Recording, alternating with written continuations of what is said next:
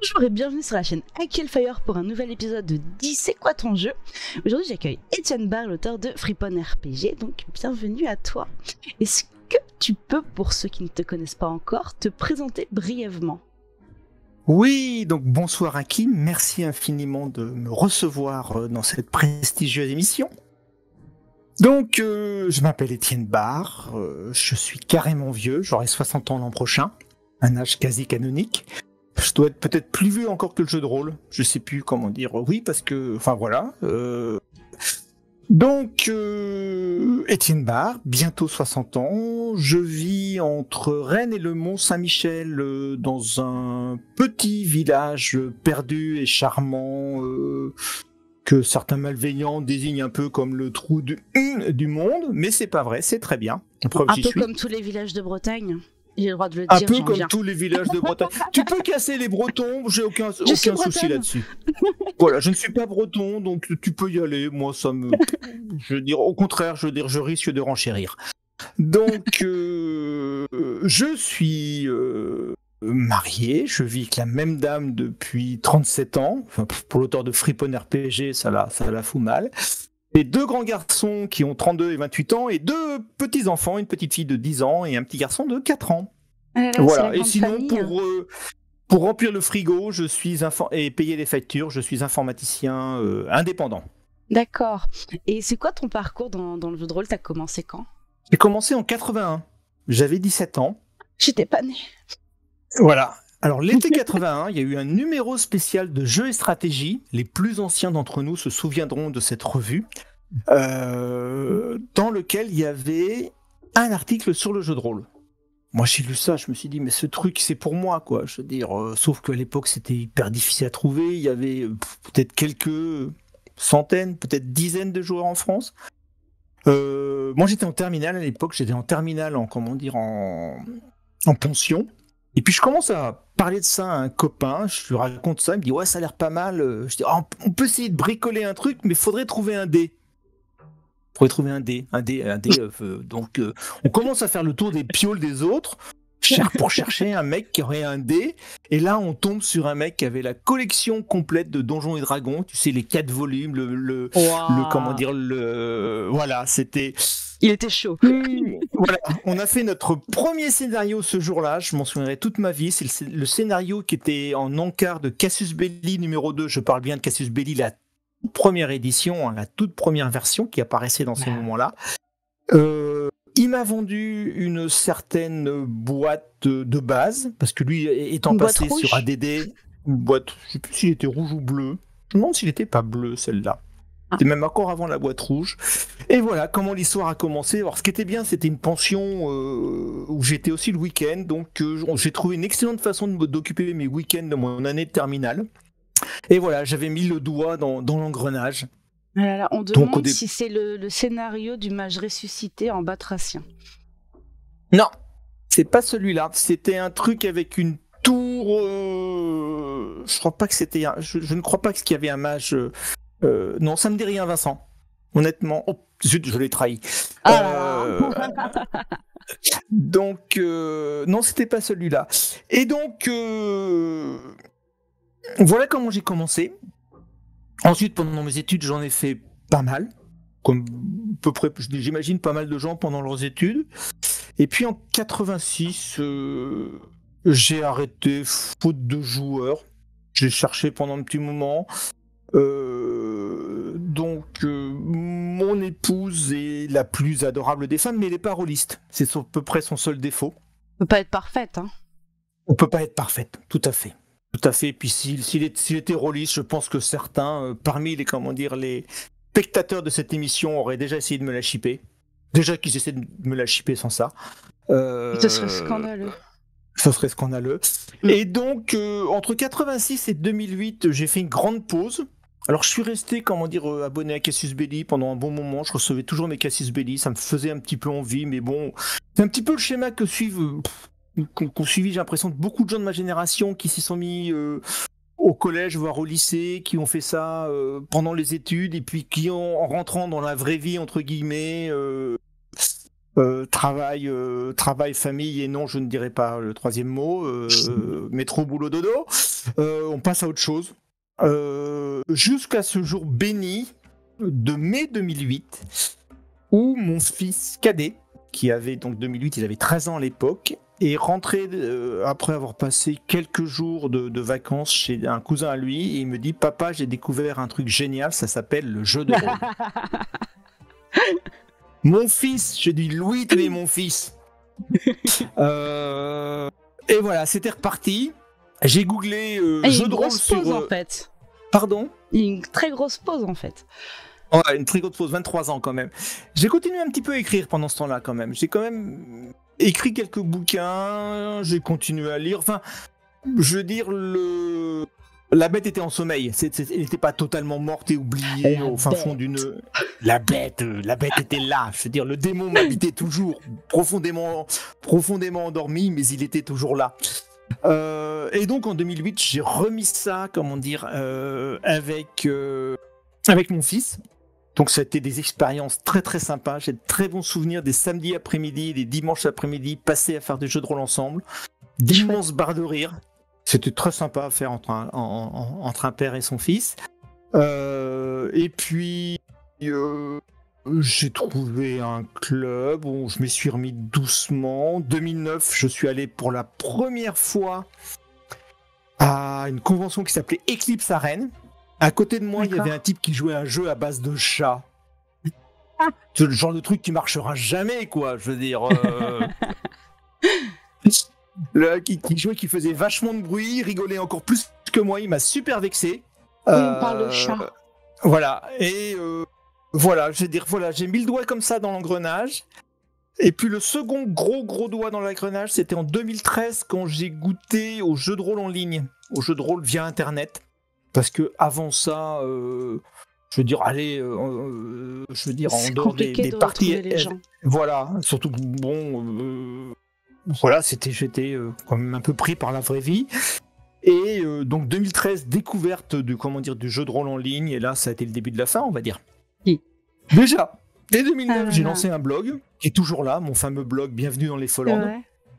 Est-ce que j'ai le lien quelque part? C'est follandblogspot.fr.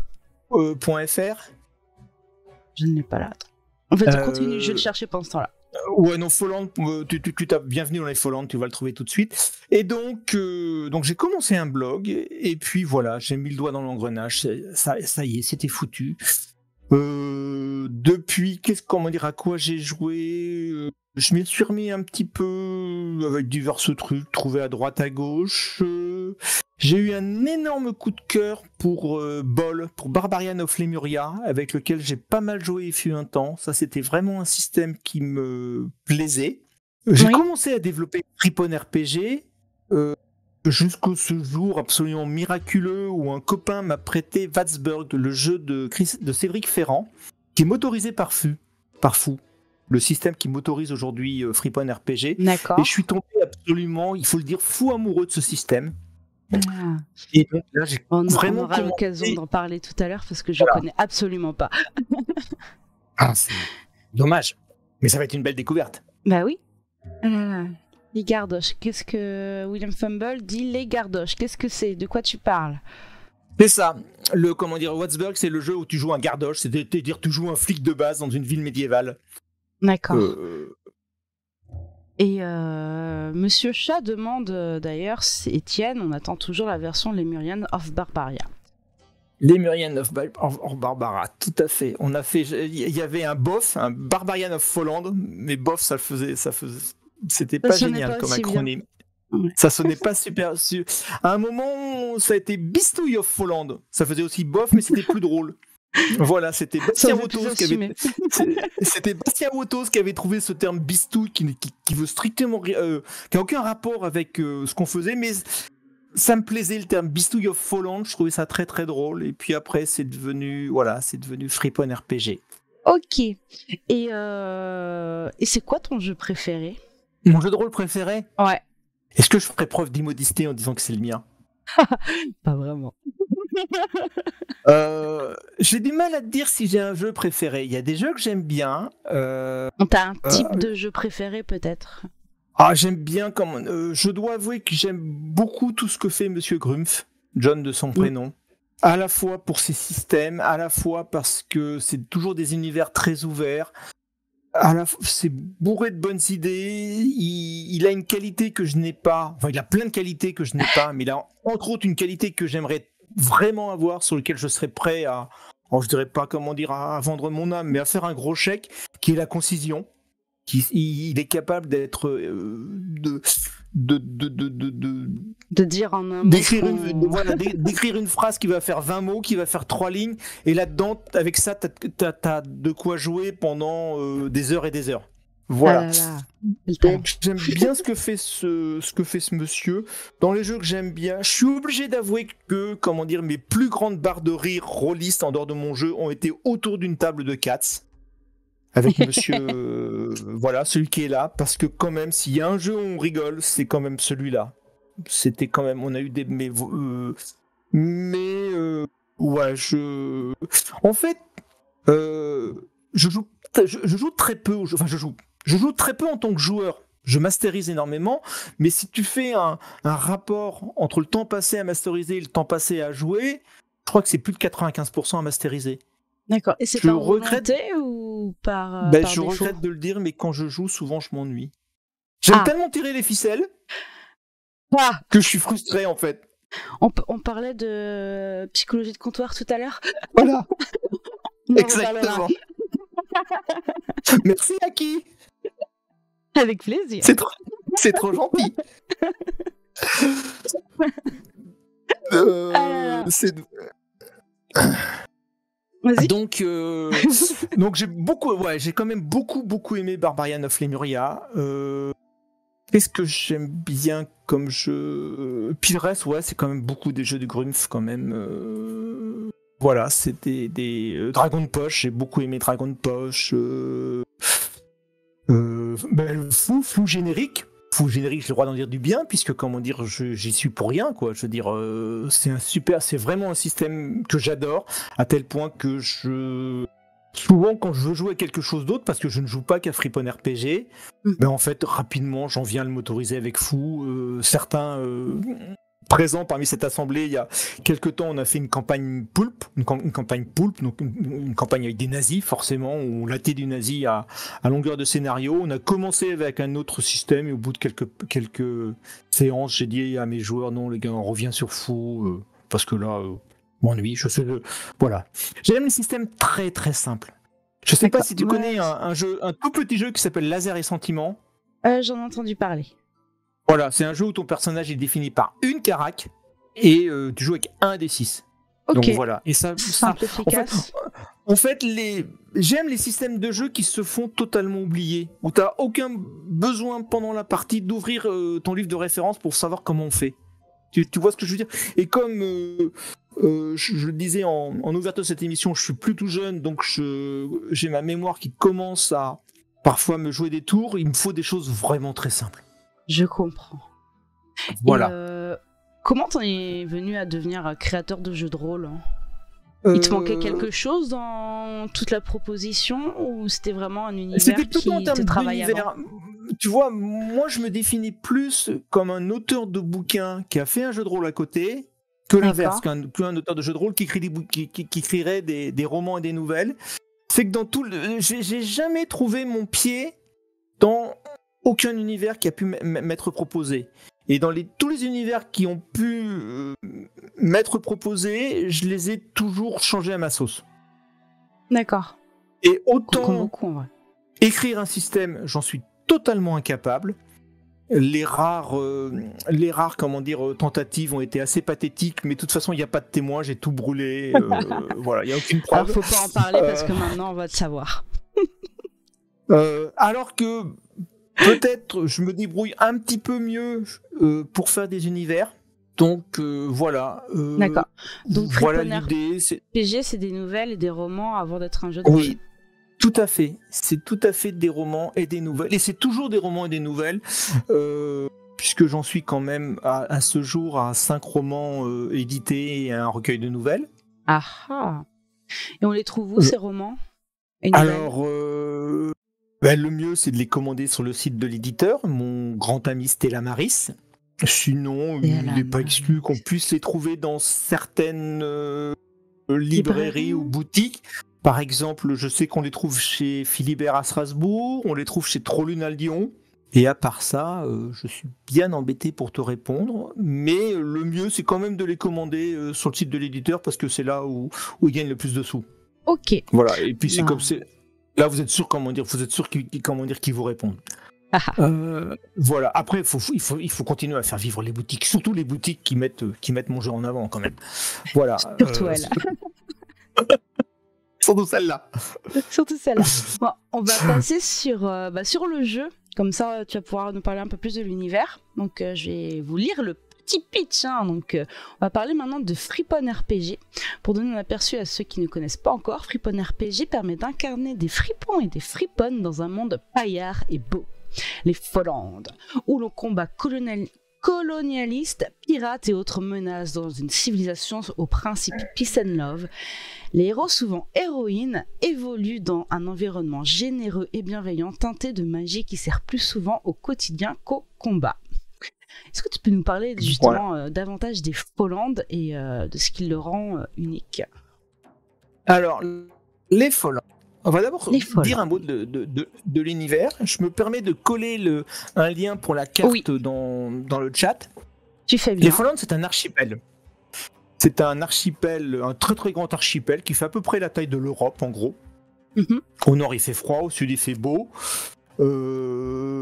Là où c'est un tout petit peu plus original, c'est qu'à l'est c'est plutôt sec. Non, à l'ouest c'est plutôt sec et à l'est c'est plutôt humide. J'ai un petit peu inversé les trucs. Donc c'est des îles. Donc c'est des îles éparses, en général assez distantes les unes des autres et suffisamment distantes pour qu'au départ, les civilisations sur ces îles se soient développées de façon assez indépendante. C'est-à-dire qu'il y a assez peu de contact entre les habitants des différentes îles au début de l'histoire des Follandes. Donc par exemple, on a des civilisations qui sont très portées sur la magie et d'autres qui ne le sont pas du tout, dans lesquelles la magie est chose sacrilège, voire t'envoie directement sur un bûcher. On va pas faire la différence entre magie et sorcellerie. Et t'es magicienne, allez hop, au bûcher. Et puis après on te juge éventuellement. Donc c'est des civilisations... efficace Je crois. Pardon. C'est efficace, je crois. Je sais pas si c'est efficace. Donc ça c'est... Donc alors, l'inspiration, avant qu'on me pose la question, claire, même si je me suis rendu compte qu'elle n'est pas assumée, c'est Terre et Mer d'Ursula Le Guin, pour l'idée de l'archipel. Je vois hésiter, tu ne connais pas Terre et Mer d'Ursula Le Guin ? Non. Du tout. C'est tout simplement le plus grand roman de fantasy qui ait été écrit, tout simplement. C'est un livre absolument exceptionnel. Bon, je vais aller me faire battre dans un coin après le live. Non, mais c'est pas la peine, c'est pas grave. Il est, il est pas aussi connu que certains autres et c'est dommage. Terre et Mer, t'as dit Terre-Mer. En un seul mot. Earthsea en anglais. Donc Terre-Mer, ça se passe pareil dans un archipel avec des dragons et de la magie. Donc clairement, je pense qu'il y a, j'ai dû penser à ça quelque part quand j'ai créé mes Follandes. D'accord. Et le deuxième point qui sert de base des Follandes, c'est quitte à faire de la fantasy, pourquoi on n'imaginerait pas des hommes ou des elfes, ou des nains, ou ce que tu veux, qui seraient différents de ce qu'on est nous. Par exemple, qui seraient par exemple non cupides, non possessifs, non ambitieux, naturellement bienveillants. On rentre dans l'utopie, là. On rentre dans l'utopie. C'est une utopie complètement assumée. Mais je revendique le terme d'utopie. C'est un univers complètement utopique. Malheureusement, tout le monde dans les Follandes n'est pas comme ça, parce que sinon, je veux dire, ça serait vite fait. Je veux dire, il n'y aurait pas beaucoup d'opposition. Il y a des gens qui ne sont pas du tout, qui sont cupides, qui sont possessifs, qui sont ambitieux au-delà de raisonnable et qui sont férocement malveillants, qui vont se trouver confrontés aux autres, qui vont leur vouloir du mal, et les autres vont leur dire, on va pas les laisser faire. Mais comme souvent les autres en question, soit ils sont non violents, soit ils trouvent que user de la violence, c'est complètement nul. Il va falloir trouver d'autres moyens, d'autres méthodes d'empêcher les méchants de nuire. Et là, c'est l'ouverture la plus totale, c'est-à-dire effectivement les méchants, on leur tape pas dessus parce que d'abord on sait pas faire, première chose. Deuxièmement, c'est salissant de taper sur les gens, ils peuvent, enfin voilà. Puis c'est fatigant. C'est dangereux. C'est dangereux en plus, parce que les gens sur lesquels on tape, parfois ils ne savent pas faire. Donc ça a que des inconvénients. Donc le but va être de vaincre l'adversité par tous les moyens, sauf la violence. Et là, on peut se lâcher mettre sur les méthodes à utiliser, quoi. Ça peut être la magie, ça peut être le fait de les tromper, ça peut être le fait de les séduire, ça peut être le fait de les faire basculer du bon côté, ça peut être le fait de les amener à se taper dessus entre eux mutuellement. Donc, c'est fou. Je veux dire, j'adore. Ah oui, c'est de dire attention, je veux dire, ce n'est pas parce que on joue quand même des fripons et des friponnes. Ce sont pas des gens, on joue pas des paladins, quoi. Je veux dire, ce sont des gens qui ont une éthique, qui ont une morale, mais toute particulière quand même. Je veux dire, le nombre. Alors, par exemple, une méthode récurrente, c'est la potion de gastro. C'est-à-dire, mes joueurs arrivent toujours à faire faire une potion de gastro qui font avaler aux méchants. C'est glamour. C'est glamour, ça envoie du rêve. Ça envoie du rêve. D'un autre côté, combattre en serrant les sphincters, c'est pas évident. C'est clair. Donc c'est cette idée, de dire de combattre en n'ayant pas la possibilité d'utiliser la violence qui va donner tout son sel au jeu. Plus le fait que l'univers est naturellement plaisant. Je veux dire, c'est un univers dans lequel la bisexualité et le polyamour sont des normes sociales. D'accord. C'est-à-dire, si t'es hétérosexuel exclusif, bah t'es regardé un peu bizarrement, quoi. Tu vas pas être rejeté par les autres parce que les civilisations sympathiques sont fondamentalement tolérantes, mais tu vas être regardé un petit peu bizarrement quand même. Tu sais, d'un dire, oh le pauvre, que de dire, il se prive quand même de quelque chose, quoi. Je veux dire. Il passe à côté de quelque chose.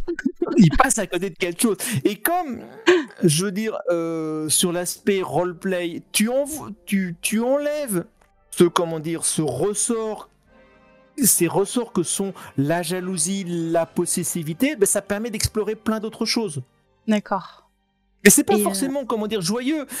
Dans un de mes romans, par exemple, je cite l'exemple. Donc, j'ai une de mes personnages qui est en couple.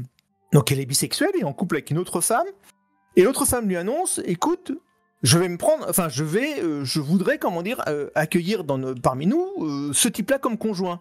Sauf que le type-là en question, mon héroïne ne peut pas l'encaisser. Ah. Donc c'est pas tellement le fait que sa copine, aille voir un petit peu ailleurs. Non, c'est le fait que ça soit cet imbécile qui lui prenne partiellement sa femme. Tu vois, ça peut être des gags comme ça. Non, mais n'importe qui, mais pas lui. Voilà, c'est à peu près ça. N'importe qui tu veux. Et lui, tu y as pensé, et lui, mais lui, il est bien lui. Voilà. Donc, effectivement, ça peut être... ça donne des choses assez drôles. Alors, c'est un jeu où on rit beaucoup. Franchement, dites-le, ce qu'on joue avec moi, qu'on rit beaucoup. On a vraiment des grands éclats de rire. Un autre point qui est important, c'est que moi, quand je commence une partie de jeu de rôle, je dis toujours aux joueurs, la mission, vous allez la réussir. Ça, c'est secondaire. De la même façon que quand tu vas voir... on va dire, un blockbuster américain, tu te dis qu'en général, les méchants vont gagner à la fin. Quoique maintenant, peut-être un peu moins. Enfin, je sais pas, ça doit faire... non, les méchants vont perdre à la fin. Les méchants vont perdre à la fin. Merci, pardon. Quoique maintenant, il y a peut-être des blockbusters où les méchants... maintenant, c'est vrai que dans le blockbuster, on a du mal à faire la différence entre les gentils et les méchants, mais peu importe. Je dis, c'est pas le principal.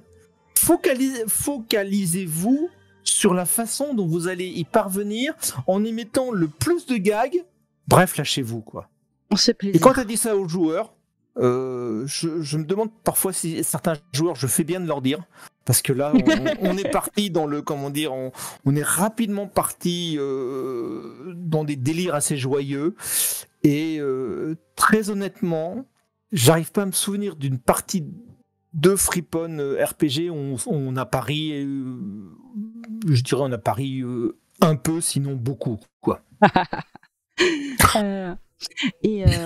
Du coup, si tu devais donner un thème principal au jeu, ce serait quoi? Alors, un thème, je pourrais reprendre, dans mon univers, il y a un dieu qui s'appelle Lokar, dont tous les enseignements... Lokar, dont tous les enseignements tiennent en une phrase: soyez libre et heureux sans jamais empêcher les autres de l'être. Parfait. C'est pas mal. Je l'aime déjà.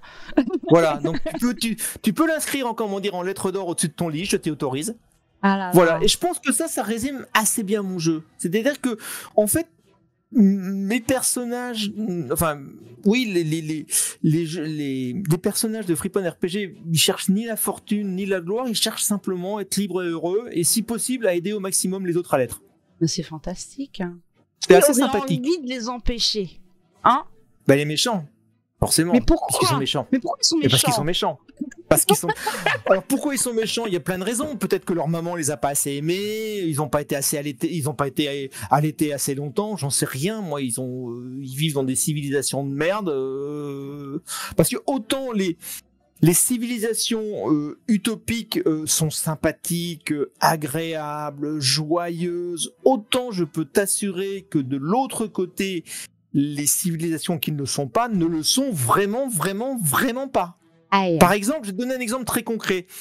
Il y a une civilisation, en général, c'est les grands méchants du monde, où les hygiénistes ont fait des ravages et où les gens ne se touchent pas.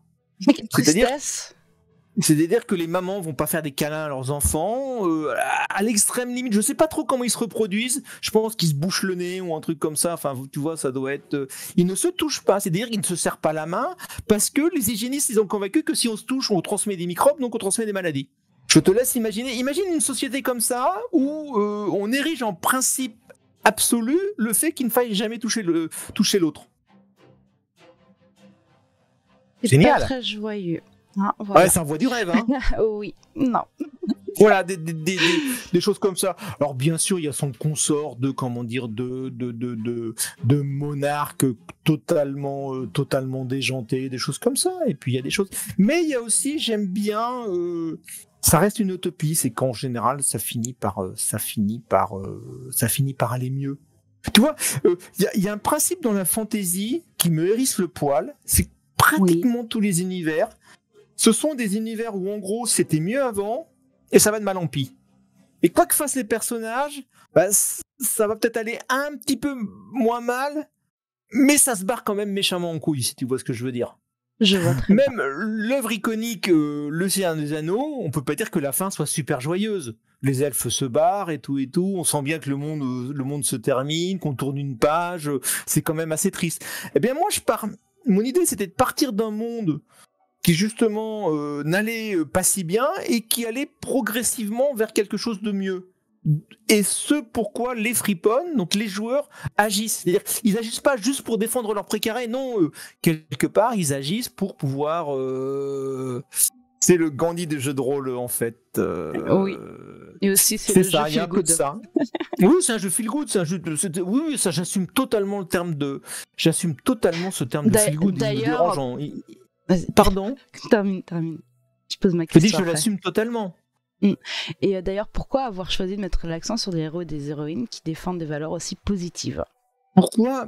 Parce que moi j'en ai envie, parce que je pense que du glauque on en a assez. Je veux dire, si tu veux voir du glauque, tu sors dans la rue, tu ouvres le journal, t'allumes la télé au moment des informations.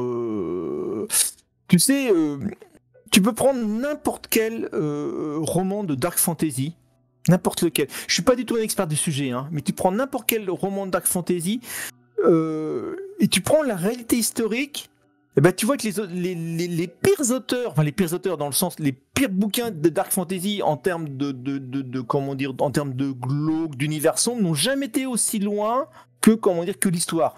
Tu vois ce que je veux dire? Que l'horreur, qu'on a pu rencontrer dans l'histoire. Donc moi, je veux dire, j'ai une approche très joyeuse du jeu de rôle. Pour moi, le jeu de rôle, c'est un moyen de se retrouver entre amis et de passer un bon moment. J'ai plus de facilité à passer un bon moment sur un univers utopique et joyeux qu'en disant allez, on va aller massacrer quelques peaux vertes. Ah mais pourquoi? Parce que c'est des peaux vertes. Ah oui, mais pourquoi? Parce que c'est des peaux vertes. Oh, mais toi, comment dire, pour raisonner comme ça, tu serais pas un allié des peaux vertes? Enfin bon, tu vois ce que je veux dire, quoi. Ouais. Si tu veux, voilà. Je prends le plus iconique, le plus ancien des jeux de rôle, celui auquel on a tous joué, auquel il m'arrive encore de jouer. On n'a aucun scrupule à tuer des gens uniquement basés sur parce qu'ils sont verts, parce qu'ils sont ou tout simplement parce qu'ils ont un tabard d'une autre couleur. Bon, voilà. Donc c'est pour ça que j'ai envie d'autre chose, tout simplement. D'accord. Moi, c'est valide, hein. Il n'y a pas de problème. Merci. La magie tient une place prépondérante dans les Fallolands. Comment se manifeste-t-elle? Ah, je vais y arriver. Et comment se manifeste-t-elle concrètement dans le jeu? Alors, la magie dans les Fallolands, c'est quelque chose de très utilitaire. Je sais pas si tu te souviens de la scène du début de Merlin l'Enchanteur de Walt Disney, quand Merlin déménage. Tu sais qu'il y a tout son, comment dire, tu sais, il y a une musique quand il chante et qu'il y a tout qui se déplace tout seul, là. Qui se déplace tout seul, qui devient tout petit et qui arrive dans son sac. D'accord. Mais la magie des Fallolands, c'est un peu ça. C'est-à-dire, c'est une magie utilitaire. Concrètement, tu rentres chez toi, tu te déshabilles, tu mets tes fringues dans ton coffre magique, le lendemain, tu ouvres ton coffre magique, les fringues sont pliées, repassées, propres. Je veux ce coffre. Voilà. Ou alors, tu sais, l'apprenti sorcier dans Fantasia de Walt Disney. Je m'excuse, j'ai des vieilles références. Tu sais, le balai qui se passe tout seul. C'est ça la magie dans les Fallolands. C'est le balai qui passe tout seul. D'accord. Ou encore, ça va être plus pratique. Ça dépend. C'est en général oui, c'est pas très compliqué. Ou autre exemple pratique, tu mets 6 personnes qui ont besoin de discuter ensemble. Ils parlent tous 6 langues différentes. Et il y a un mage qui va être au milieu, qui va lancer un sort, qui va les permettre comme si tu avais une traduction simultanée absolument parfaite en même temps, qui permet aux gens. C'est une magie principalement utilitaire. T'as pas de boule de feu dans les Fallolands, mais t'as tout ce qui peut servir. Bah non, désolé. Les sorciers peut-être un peu, ils peuvent faire des trucs moches. Donc c'est l'idée, c'est une magie très utilitaire et ça permet aux gens de se consacrer aux choses vraiment intéressantes dans la vie. Je sais pas quoi, par exemple, boire des bières entre potes, jouer, s'aimer, regarder ses enfants grandir, les choses qui valent vraiment la peine qu'on y consacre du temps. D'accord. Donc voilà. Ok. Les Fallolands abritent une multitude d'îles et de civilisations, d'après ce que tu nous as raconté tout à l'heure. Comment est-ce que ça se reflète dans le gameplay et les scénarios disponibles? Ça va être très très drôle parce que en général, quand les joueurs commencent à jouer et qu'ils débarquent sur une île qui est différente de celle d'où ils viennent, ils connaissent pas les mœurs de cette île. Donc forcément, ils vont gaffer. Il va y avoir des décalages culturels, il va y avoir des gaffes, il va y avoir des gags. Il y a trop d'amour ici. Voilà, ça va être très très drôle, quoi. Mais je comprends pas. Tu appelles cette dame-là maman et tu appelles cette dame-là aussi maman. Bah oui, j'ai 2 mamans. T'as pas de maman, toi? Non, t'as pas de maman. Oh mon pauvre, viens, je vais te faire un câlin. Ok. Alors ça peut être des fois beaucoup moins drôle que ça. Par exemple, il y a une île où les mœurs sont très très libérées, mais l'initiative de la séduction ne peut venir que des dames. Donc un mec qui débarque avec ses gros sabots, qui dit ah ça a l'air chouette, par ici poulette, t'as de beaux yeux, tu sais. Pardon. Voilà ça. Donc ça peut être des gags, ça peut être une source d'amusement assez assez sympathique. D'accord. On va passer sur l'histoire du jeu, si tu veux bien. L'histoire du jeu. Oh oui, l'histoire du jeu. Est-ce que tu peux nous raconter comment t'es venue l'idée de créer le monde des Fallolands? C'était justement parce que le monde était trop glauque? Le monde des Fallolands, en fait... Donc je t'ai expliqué avoir commencé le jeu de rôle en 81. Oui. Et déjà, à l'époque, j'avais fait un premier univers, mais celui-là, je m'en suis débarrassé. Mon premier univers vraiment conséquent, ça a été une île immense. qui s'appelait D'accord. déjà Libreterre. Libreterre, c'est le nom d'une de mes îles aujourd'hui dans les Follandes, de l'île emblématique. Et donc c'est venu de là, sauf que c'était quelque chose qui était écrit par un gamin qui avait entre 18 et 22 ans. Et puis je me suis remis, j'en avais 44. Donc Ah là on va là, dire... de naïveté en moins. Pardon. J'étais sans doute un tout petit peu moins naïf. Je ne voyais pas forcément les choses de la même façon. Donc j'ai fait un univers, oui, qui soit peut-être sans doute un peu moins manichéen, avec un petit peu plus de subtilité. D'accord. On m'indique dans le chat qu'on peut toujours trouver, qu'on peut trouver les premières esquisses des Follandes dans les grottes de Lascaux. Tout à fait. C'était fourbe quand même.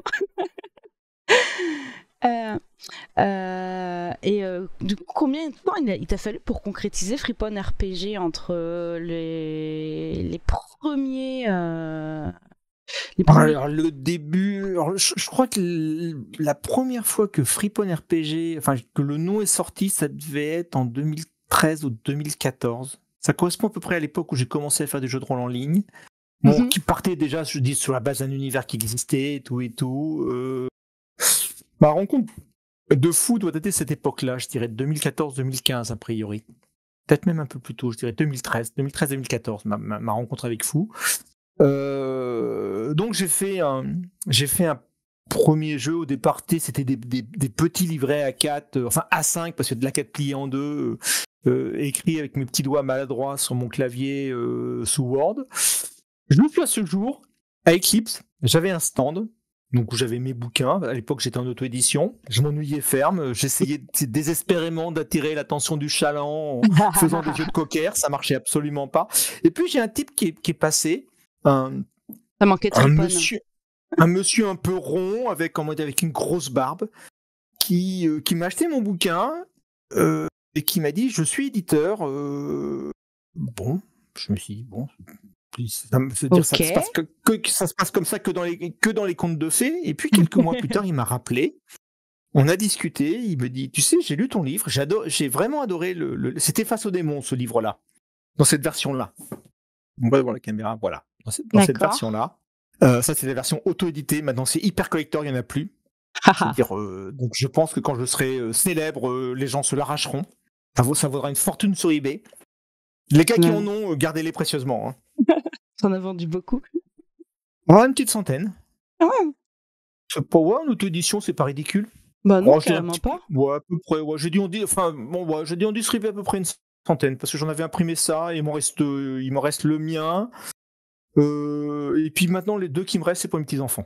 Je me dis que peut-être qu'un jour, et puis après ils en feront ce qu'ils voudront, ça finira peut-être dans une boîte à lire, mais peu importe, au moins, je veux dire, ça me... C'est une bonne fin pour des livres quand même, la boîte à livres. Ouais, je trouve, j'ose espérer que ça leur fera plaisir, quoi. C'est sûr. Bref, il m'a acheté mon livre et il m'appelle, donc un jour, on se met à discuter, il me dit, j'ai vu sur ton blog que tu fais un jeu, j'aimerais beaucoup l'éditer. Je lui dis, écoute, Michel, faut pas déconner, c'est un jeu, voilà, c'est un truc qui est fait pour jouer entre potes, c'est pas éditable et tout. Et croyez-le ou non, mais il m'a tanné, en disant, je veux éditer ton jeu. J'ai essayé de m'y mettre, il dit, d'accord, mais j'ai plein de matières, mais je vois pas comment ordonner tout ça, parce que j'avais plein de matières, parce que j'avais publié plein de trucs que j'avais mis à disposition sur mon blog, qui sont toujours d'ailleurs. Et je lui dis, je vois pas comment ordonner tout ça, j'ai pas forcément le temps. Et il m'a dit, écoute, envoie-moi tout, moi je vais le faire. Donc j'ai pris tout ce que j'avais à ma disposition, je lui ai envoyé. Je crois même que dans le lot, il devait y avoir quelques notes manuscrites scannées. Waouh. Pas beaucoup, mais il devait y avoir quelques trucs du genre, tu sais, des trucs où j'avais écrit dans la marge, où j'avais la flemme de copier. Et puis, 6 mois après, j'ai reçu un énorme PDF de plus de 300 pages. Il va dire, ben voilà, j'ai mis en page ton jeu, alors maintenant tu me relis tout ça, et puis maintenant je vais te dire tout ce qui me manque. Il me manque ça. Et là, on a eu pas mal de boulot, jusqu'à ce fameux jour de juin 2017 où le jeu est apparu sur Ulule en financement participatif. Voilà, donc un jeu totalement inconnu, par un auteur totalement inconnu, par un éditeur hyper confidentiel. on demandait pas grand-chose, on demandait 700 euros. Il est paru le matin à 9h, il devait être financé, on va dire, entre midi et 2. Bon, c'est vrai que 700 euros, c'est ridicule. Mais il a eu, à son échelle, restons Un petit modestes, succès. il a eu un petit succès quand même, puisque, comment dire, on a eu quand même pas mal de souscriptions. On a eu les moyens de faire vraiment un beau jeu, à savoir un jeu aussi illustré qu'on voulait qu'il soit. Parce qu'il y a quand même beaucoup d'illustrations, je veux dire, tous les PNJ sont illustrés, il y a quand même 30 pré-tirés qui sont tous illustrés. Enfin, on a vraiment fait quelque chose, honnêtement, qui, je pense, avec nos petits moyens, avait quand même de la gueule. Un an après, on a fait une campagne qui a, comment dire, une campagne, je veux dire, un livre-jeu campagne. Donc le jeu, il est là. Je m'excuse pour les post-it, c'est mon exemplaire. Hein, Ça Alors par contre, je peux vous assurer, il est solide, hein, parce que ça fait quand même, quelques années que je me le traîne. Donc on a fait une campagne qui s'appelle Mon ennemi, c'est la finance. On se demande où ils ont été chercher un titre pareil. Voilà, où la grande méchante est en fait, comment dire, je sais pas, imagine, comment dire, une Bernard Arnault féminin qui serait capable de conjurer des démons. Ça a l'air Ça charmant. envoie du rêve, hein. Ça envoie du rêve. Hein. Donc voilà, où la grande méchante est une oligarque pétée de thunes qui en veut toujours plus et qui un jour a le malheur de s'attaquer aux copains des friponnes et voilà. Ah. Et donc, alors l'intérêt de cette campagne, je tiens à le préciser, c'est que elle comprend de mémoire 10 scénarios et je garantis qu'il y en a au moins 9 qui peuvent être joués de façon indépendante. Donc ça, c'est plutôt sympathique. Sympa, ça. Ouais. Voilà. On a sorti aussi un scénario. Non, c'est pas celui-là. C'est celui-là qui s'appelle Le Captif. Là, Le Captif. D'accord. Où on a fait preuve d'une originalité fantastique, puisqu'il ne s'agit pas d'une jeune dame en détresse, mais d'un jeune homme en détresse. Bah oui, hein, faut bien des fois. Hein. Faut bien des fois. Et que ce soit les dames qui aillent les sauver, ces garçons. Hein. Exactement. On a aussi sorti l'écran le plus choupiné de toute l'histoire du jeu de rôle. Quand même, on va faire un gros plan. Mais oui, pour que les gens voient il bien. transpire l'amour. Hein. Voilà. C'est comment dire, je suis désolé, c'est le jeu, c'est, comment dire, l'écran le plus choupi de toute l'histoire du jeu de rôle. Oh, Soreus, marre d'avoir personne pour me sauver, moi. Oh, je t'envoie des câlins, Soreus. Quand même. Voilà. Ouais, Soreus, on t'envoie des câlins. Donc, et pour l'instant, donc on s'est arrêté avec ça. Je sais que tu vas me poser la question, il y aura un Freepon 2, un jeu. En ce moment, je travaille sur Freepon Steampunk. Il faut savoir que j'adore les dirigeables. Les dirigeables sont des trucs qui me font kiffer à un point... Enfin voilà, bon, un dirigeable, je trouve ça beau. Les dirigeables, les locomotives à vapeur, enfin toutes ces... Mais ce que j'aime pas dans le steampunk, c'est le côté charbonneux, le côté triste, le côté victorien, tu vois, je veux dire. Donc moi, j'ai imaginé qu'en fait, un mage et un alchimiste, un mage et un ingénieur, un alchimiste et un ingénieur ont posé le PSE, le principe de subordination des élémentaires et non le plan de sauvegarde de l'emploi. Voilà, qui en fait apprend aux gens à capturer les élémentaires et à les coller dans un objet. Donc tu prends un petit élémentaire d'eau, tu le colles dans une bouteille, et ben tous les matins, tu as 1 litre d'eau fraîche. Tu prends un élémentaire d'air, tu le colles à un navire, ben ton navire il flotte dans l'air. Donc tu me vois venir. Mais du coup, les pauvres élémentaires, c'est des esclaves. C'est un débat, c'est un immense débat dans les Follandes, parce qu'il y en a qui disent les élémentaires ont-ils une âme? Donc les méchants disent que non, les gentils disent que oui. Et en fait, les gentils, ils sont plutôt dans une phase de collaboration avec les élémentaires. Mais oui, si on leur demande, peut-être qu'ils le feraient tout simplement. Exactement. Donc voilà. Dis-moi, je suis une friponne pure. Je sens bien.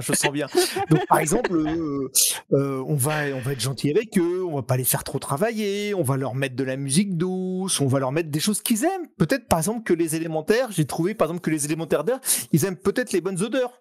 Donc tu vas voir dans des dirigeables où il y a des bouquets d'herbes aromatiques, des choses comme ça. Pendant tout le voyage, il y a un orchestre qui joue comme sur le Titanic. Et puis quand il s'arrête de jouer, ben, le vaisseau ralentit. Tu vois, des choses comme ça. Sympa. C'est Voilà. chouette. Et en plus, l'autre truc qui change en fait dans Freeporn Steampunk, c'est que j'ai changé aussi le contexte géopolitique que je trouvais un petit peu trop figé. En fait, je l'ai rendu infiniment plus bordélique. Le chaos. Le chaos, ouais, ça ressemble pas mal.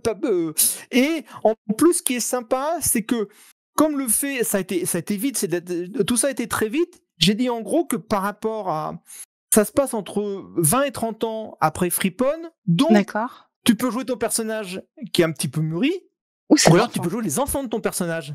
Hey. Ça peut être cool. C'est cool de jouer sur les générations. Voilà. Ou encore, puisque ce que je ne t'ai pas dit tout à l'heure quand on a parlé de la magie, c'est que la magie préserve du temps. C'est-à-dire dans les Fallolands, comme souvent dans les univers de fantasy, tu vas croiser des mages qui ont 400, 500, 600 ans. 600 ans, ils sont vieux déjà. Oui. C'est-à-dire que demain, tu peux croiser un mec super, je dis un mec super beau, super jeune, alors qu'il a passé le siècle depuis longtemps.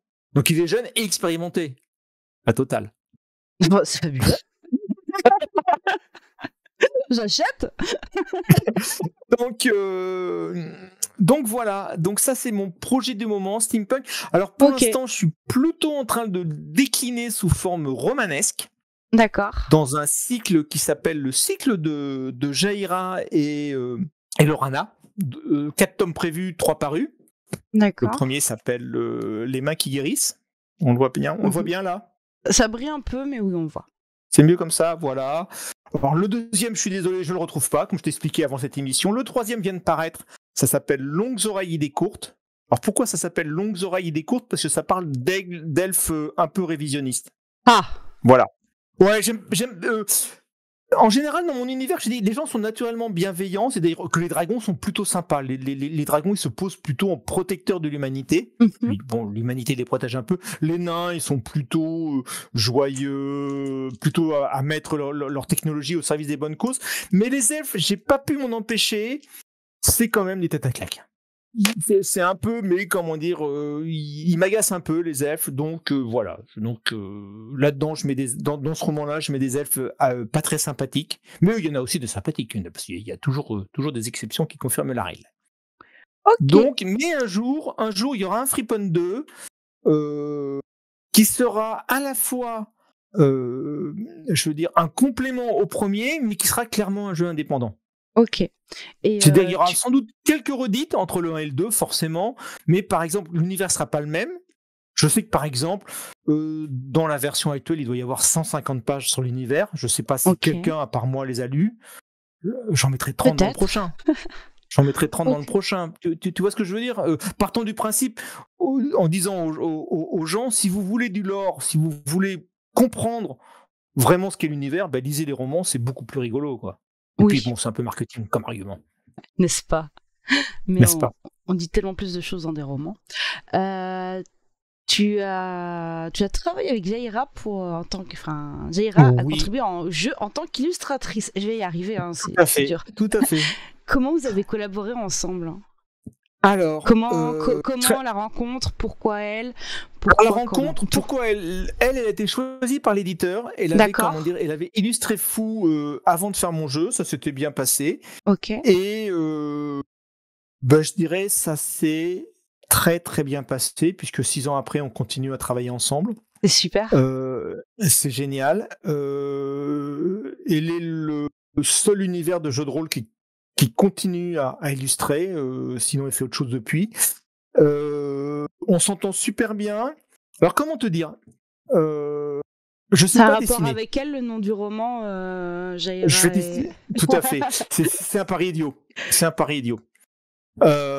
Si vous voulez connaître pourquoi ce pari idiot, c'est indiqué justement dans le premier roman, donc lisez-le et vous saurez pourquoi il y a un personnage qui s'appelle Jaira. Ah non, mais je peux faire du marketing quand je veux. Hein. T'as la misère, je sais pas vendre.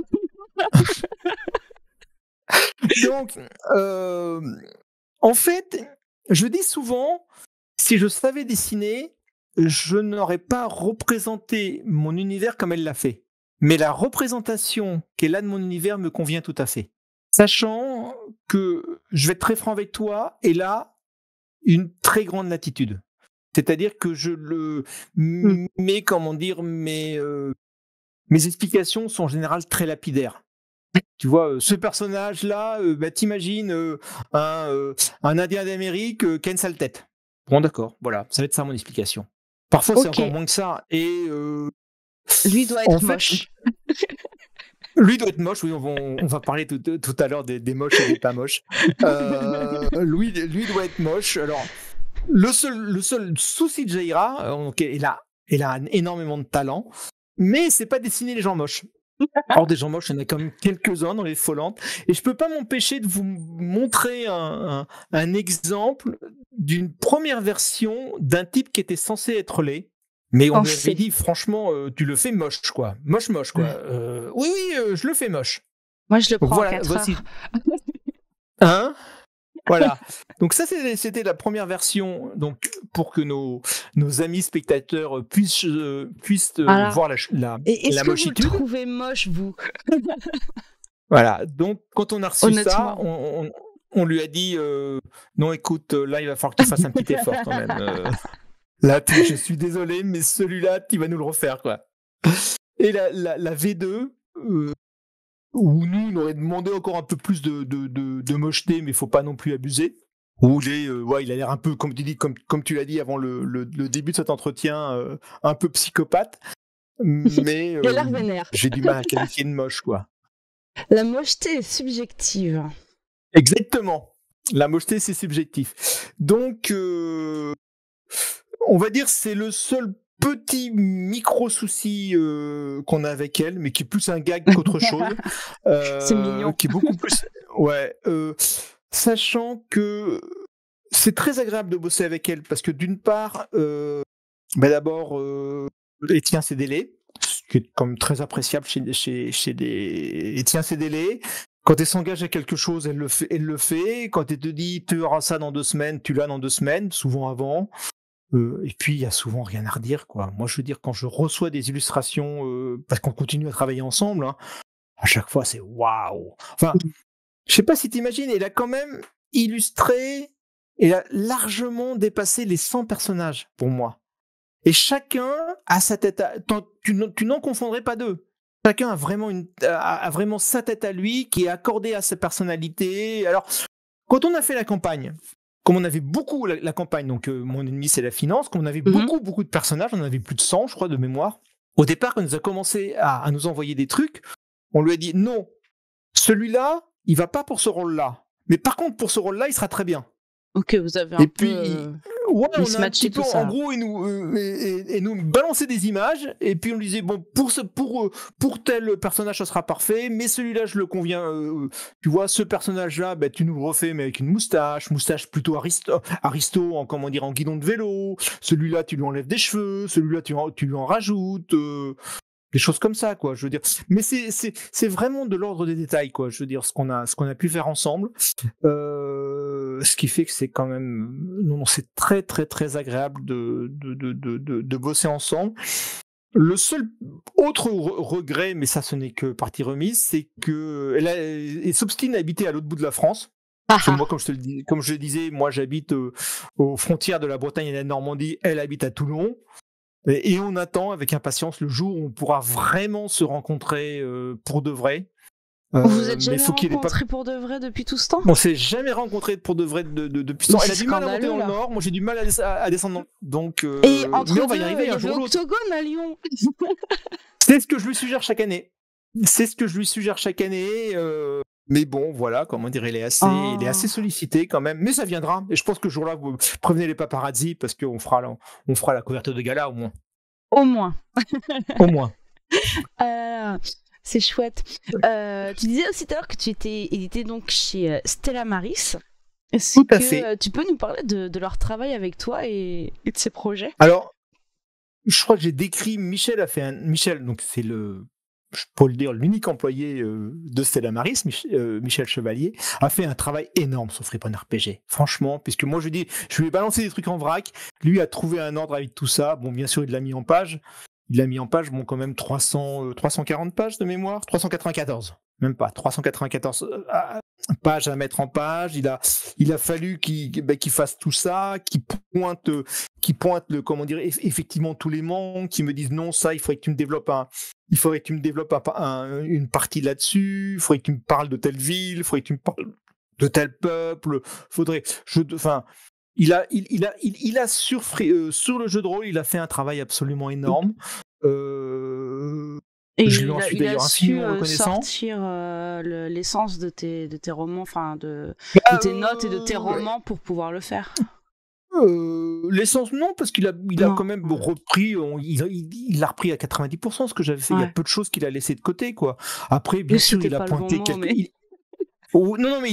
il a pointé effectivement quelques incohérences, il a pointé les manques, il a pointé les redites, il a pointé effectivement les choses comme ça. Donc il a eu un gros travail et sur la campagne, il en a écrit plus de la moitié, quoi. Je veux dire, là, comment dire, la campagne elle est signée, comment dire, de nos deux noms. Mais la campagne on l'a fait ensemble et là c'est presque moi qui avais plus le rôle d'éditeur en lui disant non, ça Michel c'est pas très Friponne RPG, voilà, et on arrivait à faire quelque chose d'assez cohérent, qui tient bien la route et qui est vraiment plaisant à jouer, quoi. Est-ce que du coup ça t'a aidé d'avoir un éditeur pour avancer? Ah oui, bien sûr. Je veux dire, je pense que je l'aurais pas croisé. Friponne RPG, il serait toujours sous la forme de mes petits livrets A5 sans illustration. Oui, ça m'a clairement boosté pour avancer. Voilà, ça a donné tout simplement une existence aussi modeste soit-elle de mon jeu. On en a. Je crois qu'on a vendu pas loin. On a dû vendre dans les 300 exemplaires du livre de base, ce qui n'est pas ridicule. Une fois de plus, pour un petit éditeur comme ça. Et ce qui me fait super plaisir, c'est qu'il y a des gens qui jouent, quoi. Et je croise quand même régulièrement des gens qui me disent qu'ils jouent à mon jeu, qu'ils l'aiment, qu'ils ont plaisir à y jouer, et que ça, c'est quand même le plus chouette truc qu'on puisse dire à un créateur de jeu, quoi. Et il m'arrive, ce qui me fait infiniment plaisir, c'est par exemple quand je me déplace, quand j'ai un octogone, je renvoie des joueurs. Mais on s'est déjà vu quelque part, toi. Oui, on s'est vu il y a 2 ans, j'étais venu avec toi. Ah, ok, d'accord. Ou des gens qui disent ah oui, on était venus telle année, il y avait Michel, donc mon éditeur qui était là, qui nous avait fait tel scénario, donc on revient. Bon, ça c'est oui, envoyez-moi de l'amour, encore, c'est tellement bon à prendre. Non. Donc réellement, ça m'a fait franchir une étape. Une petite marraine l'a fait un peu, non? Un peu, ouais. Ouais, il ressemble plus, je te dis, à Michel. Voilà. Michel en fait, quand je sais pas s'il nous écoute, j'ai pas vu qu'il était là, mais je pense quand il va s'entendre comparer à une fée, ça va, ça va, je pense, l'amuser. Je pense que pour les gens qui le connaissent, comment te dire? Michel, il ressemble plus à Prof des 7 nains qu'à une fée, si tu vois ce que je veux dire. Et avec encore plus de barbe. L'un n'empêche pas l'autre. Voilà, donc effectivement, oui, ça a été, voilà, il a fait énormément pour le jeu et je lui en suis très reconnaissant.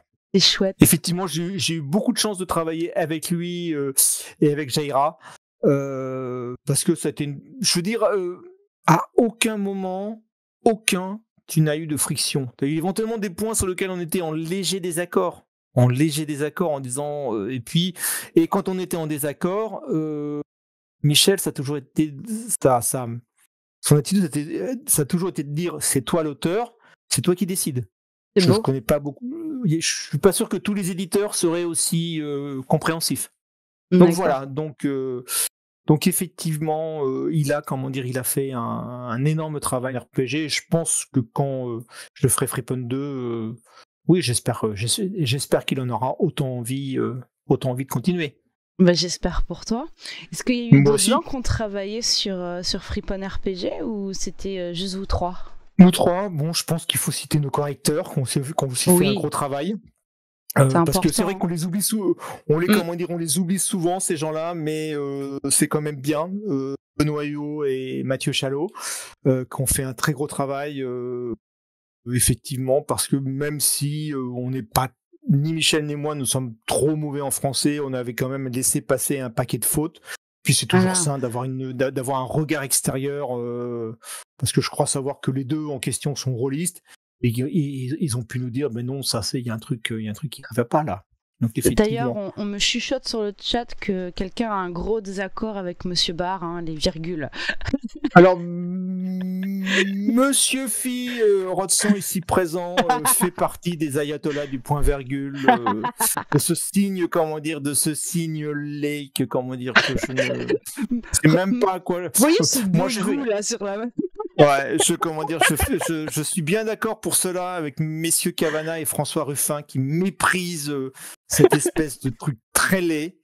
Non, le point virgule, je veux dire, c'est les points virgules, Phi, c'est pas c'est pas les virgules. Je déteste le point virgule. Je veux clamer ici haut et fort ma haine du point virgule.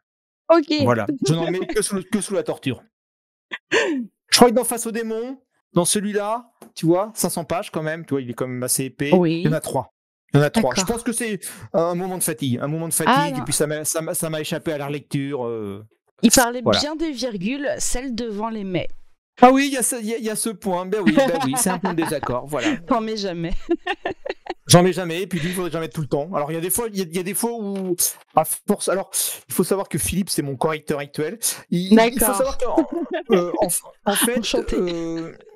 qu'en fait, pour t'expliquer mon processus de création, les romans que j'écris en ce moment, en fait, le cycle de Lorana et Jaira, quand j'ai fini un chapitre, je l'envoie à Philippe, à Michel, donc l'éditeur, et à Marine Jaira. Et comme ça me permet d'avoir un retour immédiat. Donc Philippe, ça lui permet de faire une première passe de correction. Marine, j'imagine, Marine et Michel, et puis aussi qui me font leur retour, qui me disent ça va pas, ça c'est donc puis c'est c'est en général très très positif, c'est plutôt enthousiaste leur retour, donc moi ça me booste pour avancer. Et puis donc effectivement, je veux dire, Philippe a fait les deux derniers romans, dont un n'est pas encore paru, a fait un énorme travail de correction et je l'en remercie publiquement. Les enfants, si vous avez besoin d'un très bon correcteur, puisque c'est le métier de Philippe aujourd'hui, si vous avez besoin d'un bon correcteur, on va dire à la fois bienveillant et efficace, n'hésitez pas une seule minute à vous tourner vers lui. Philippe, tu sais où envoyer un chèque. Tu le trouves Firo de sang, tu le trouves sur internet. Puis tout le monde à part toi connaît Firo de sang, n'est-ce pas, fille? Mais comment je dois le prendre? Voilà. Donc je viens de ce couillon de Vincent qui dit que je lance une fatwa sur le point virgule. Ouais, mort au point virgule. Mort au point virgule. Tu nous as parlé tout à l'heure de Jaira et de ces gens moches qui sont pas moches. Est-ce que tu as des anecdotes comme ça à nous raconter sur Friponne RPG? Alors, il y a une anecdote que j'aime bien citer. Dans Friponne RPG, ni les méchants ni les gentils ne peuvent mourir. Ça, c'est une règle de base du jeu. Si tu veux, c'est même pas prévu dans les règles du jeu. Alors, le méchant, c'est génial qu'il s'en sorte toujours parce qu'il revient forcément toujours encore plus en colère, avec un plan encore plus machiavélique, avec souvent des nouvelles cicatrices. Haha, vous m'avez eu, mais cette fois-ci, je veux dire, mon plan ne peut échouer. Et hop, on est parti pour 10 minutes de description du plan. De monologue. Alors, une anecdote, c'était justement avec un méchant hyper récurrent. Ils en avaient marre de le voir à la fin. Et à un moment, ils sont partis sur une île très très loin des Follandes. J'avais envie de partir sur une autre île. Une fois, j'avais trouvé sur Internet une carte qui m'inspirait. Je me dis, j'aimerais bien jouer là-dedans. Et donc, ils avaient fait un très grand voyage et ils s'étaient retrouvés très loin des Follandes. Et là, Vlatipa, sur qui il tombe, je vous le donne en 1000, leur grand ennemi. Mais qu'est-ce qu'il foutait là? Il était là. C'est la caractéristique principale du grand méchant. Il est toujours là au moment où on l'attend le moins. Tout le monde sait ça. Et là, ils ont eu cette idée géniale, puisqu'une fois de plus, ils peuvent pas le tuer. Ils avaient un mage parmi eux, et en fait, ils lui ont collé la phobie des voyages en navire dans la tête. Donc ils se sont dit, alors là, maintenant Étienne, si tu nous trouves un moyen de nous le ramener, Alors là, j'ai La dû dire, téléportation, les gars. enfants, je m'incline, et effectivement, ils l'ont jamais revu. Mais il va revenir, un jour. Il va bien trouver un moyen. L'autre anecdote que j'aime bien, alors, des anecdotes, il y en a des dizaines et des dizaines et des dizaines. Une autre anecdote que j'aime bien citer, c'est souvent, donc, je disais donc que les personnages ne peuvent pas mourir, mais parfois, parce que parmi comment dire, mes joueurs, dont certains qui sont présents ce soir et dont je ne citerai pas le nom, il y a des gens qui jouent avec moi depuis 7 ou 8 ans. Rien que ça. Ah oui, donc c'est plus de l'amour, c'est de la rage. Hein. Mais de temps en temps, ils ont envie de changer de personnage. C'est normal. Et du coup, vous tuez vos persos ou vous les... Non, on les tue pas. Tue pas. L'idée qu'on a, c'est que tout simplement, soit ils font une famille, donc ils se rangent des bagnoles, soit ils vont me dire, par exemple, ça c'est un autre exemple d'un joueur qui m'a dit, bah tu vois, ce PNJ en fait ma friponne en tombe amoureuse et décide de rester près de lui pour vraiment apprendre à le connaître. Et pourquoi pas passer le reste de sa vie à côté de lui. Alors sortez les violons et tout, c'est super choupi. Ça j'aime bien cette idée-là. Les violons. Et puis bon, du coup, effectivement, j'ai eu le cas une fois où une joueuse a fait jouer le fils de sa friponne. Ah, c'est choupi. Voilà. Avec moi qui jouais donc le rôle de maman en PNJ, qui s'inquiétait forcément. Oh, mon fils, tu pars encore à l'aventure. Voilà, c'était très drôle. Donc Va mon enfant. Pardon ? Va mon enfant. Voilà. Ok. On va passer sur la partie de comment on joue. Donc depuis tout à l'heure, tu nous parles du système fou. Oui. Moi, je le connais absolument pas.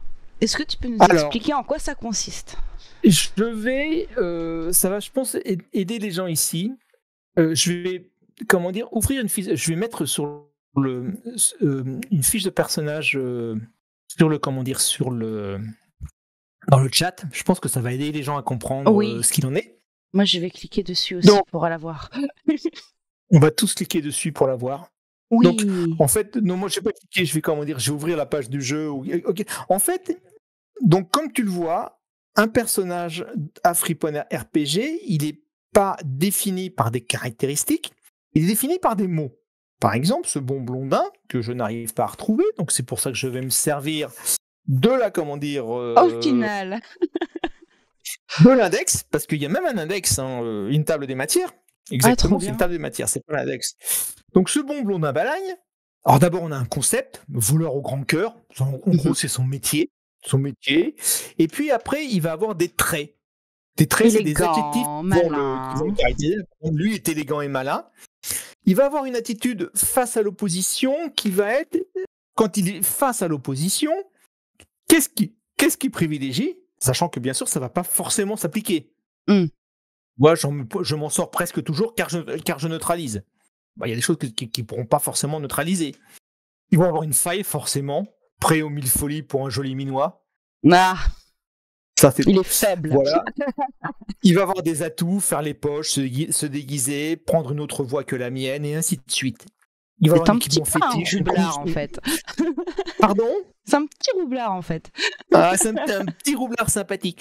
Et en fait, quand on joue à fou, quand on se pose dans une situation, on va dire, aléatoire, on va la poser sous la forme d'une question auquel on peut répondre par oui ou par non. Ok.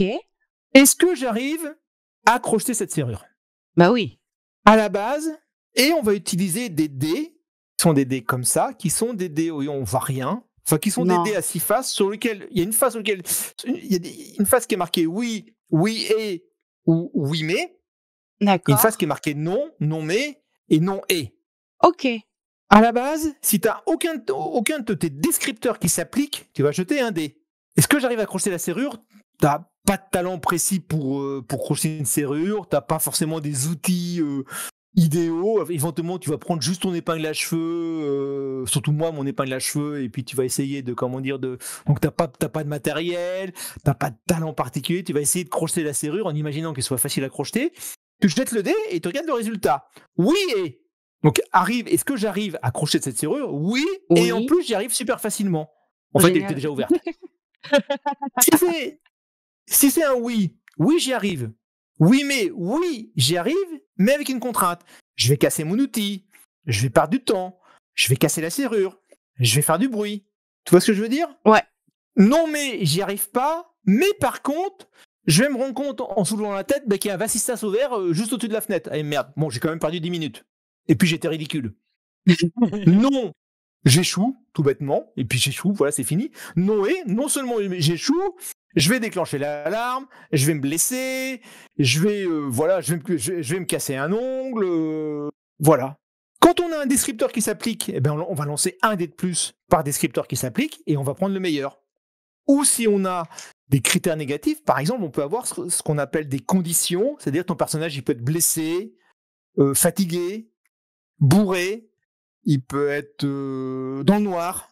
Tu vois, il peut y avoir des choses qui vont l'empêcher. On va jeter des dés en négatif et on va prendre le plus mauvais, le moins favorable. D'accord. Et c'est aussi bête que ça. Ok. Et ça s'applique à tout. C'est génial, c'est simple. C'est très simple. Effectivement, c'est hyper simple. C'est super. Est-ce que tu peux nous expliquer un peu le déroulement d'une partie de Freeporn RPG? Alors, une partie de Freeporn RPG, en général, une partie de Freeporn RPG, c'est relativement ouvert. Exemple. Classique. Je m'excuse de prendre cet exemple parce une fois de plus, il est très classique. Le jeune homme ou la jeune fille en détresse. Ah, moi j'ai que c'est un jeune homme en détresse. Votre meilleur ami est l'otage de l'immonde Bashibouzouk. Vous devez le sortir des griffes de Bashibouzouk. Et partant de là, je décris la situation. Bashibouzouk, il habite dans un château avec des gardes partout, qui est fermé de tous les côtés, qui est protégé par magie. Enfin bref, l'action chargée dans le château, ça va être une mauvaise idée. En gros, je pose une situation de départ. Je vais donner quelques pistes. En général, les pistes, c'est des PNG qui peuvent avoir une influence favorable sur la situation. Okay. Peut-être que le vieux dans l'auberge, je prends des clichés, le vieux dans l'auberge connaît l'existence d'un souterrain. Bah oui, il est vieux, il a tout vu. Voilà. Peut-être que le fils de Bashibouzouk, qui en veut terriblement à son papa, peut être manipulé pour vous ouvrir une porte. Enfin, il faut trouver le moyen de pression. Comment jouer de ce moyen de pression et trouver la méthode pour faire pression, ou tout simplement, peut-être que Bashibouzouk étant vénal, il suffit d'acheter le copain. Alors il va dire, votre copain, je vous le redonne pour 1000 pièces d'or. Faisons nos poches, on arrive à tous, on est à 14 pièces de cuivre. Il va falloir qu'on trouve quelque chose. Qu'est-ce qu'on va faire? Trouvons 1000 pièces d'or. Alors voilà, en général, c'est très ouvert. T'as une situation de départ, des PNJ, des lieux, et c'est aux joueurs de trouver le chemin critique. Moi, je ne propose pas de chemin critique. Il n'y a pas forcément... Il peut y avoir ça. Il y a ces enchaînements de scènes qu'on trouve, par lesquels on est obligé de passer. Tu vois, je veux dire... je pense à un des scénarios qui est dans le livre de base, qui s'appelle Sauver Augustine, encore une jeune fille en détresse, où là, en fait, tu as deux personnages, tu ne peux pas la délivrer... en gros, si tu veux, la pauvre Augustine porte un torque de soumission, qui est une saloperie magique, qui l'empêche de s'éloigner de son maître. C'est immonde. Donc, si tu veux qu'Augustine soit libérée, il faut que son maître lui ôte son torque, ou que le sorcier qui lui a posé son torque l'ôte. Donc, il faut trouver un moyen de pression, soit sur le maître, soit sur le sorcier, pour qu'il lui ôte son torque. Maintenant que tu sais ça, démarre de toi. Vas-y, allez, lance-toi. Trouve des idées. En fait, le maître en question, il est très amoureux d'une marquise vénale, mais complètement ruinée. Oh là, il y a moyen de pression, là. Voilà. Exemple de moyen de pression. On joue les entremetteurs, et puis voilà, alors. Non, parce qu'il la voit régulièrement. Alors, l'exemple de moyen de pression que tu avais trouvé, c'était un couple de joueuses, et c'était fait passer pour l'égérie d'une très grande maison de couture. Ils étaient allés voir la marquise en disant « Nous sommes les égéries de telle maison de couture, nous voulons vous embaucher, mais nous savons que l'homme avec lequel vous affichez régulièrement dans les soirées mondaines a une esclave et on ne peut pas accepter ça. Pour l'image de notre société, donc ils avaient, par ce biais-là, la marquise en question avait fait pression sur les méchants qui avaient relâché son esclave. Donc tu vois, on est sur un moyen complètement sans violence. Alors en fait, comment dire, la marquise, c'était voilà. Entre-temps, elle avait appelé la responsable de la maison de couture qui avait débarqué en disant mais c'est quoi ce bordel, et puis les nanas lui avaient expliqué, c'était géant. Et ça a été une partie tout en roleplay. Il y a eu, je veux dire, ça c'est vraiment une caractéristique de Free Point RPG. On va. Il y a de la place pour j'ai RP. vu, et ça peut être souvent du pur RP. Moi, une joueuse ou un joueur qui me donne une super idée, je lance même pas l'idée. L'idée est super. Tu vois, c'est vraiment je veux dire, pourquoi s'embêter à lancer un dé qui va dire qui va faire échouer le truc alors que ça ne peut que réussir. Alors que c'est tellement génial. Et effectivement, moi j'ai vu des parties de. C'est pour ça que j'ai pas besoin d'un système compliqué. Et puis, surtout, je répète ce que j'ai dit à un moment au début de la partie, on sait que les free points vont réussir. Donc, à partir du moment où ils te proposent une idée géniale, bah, tu vas pas leur dire... Faut y aller, quoi. Et on y va, on fonce. Alors après, tu vas leur trouver un truc qui fait que... Un petit rebondissement. Voilà, un petit rebondissement, ça va pas se passer aussi bien que ça... Des choses comme ça, quoi, je veux dire. Du coup, oui. C'est quoi ta vision du MJ dans Free Point RPG? C'est quoi son rôle dans le jeu? Est-ce que c'est juste annoncer la situation initiale, faire des petits rebondissements, ou il y a autre chose? Non, il y a tout l'aspect, de jouer les PNJ, de faire découvrir l'univers, et puis surtout de faire tout son possible pour que les joueurs soient contents d'être là. Moi, je suis désolé, non, je suis pas désolé.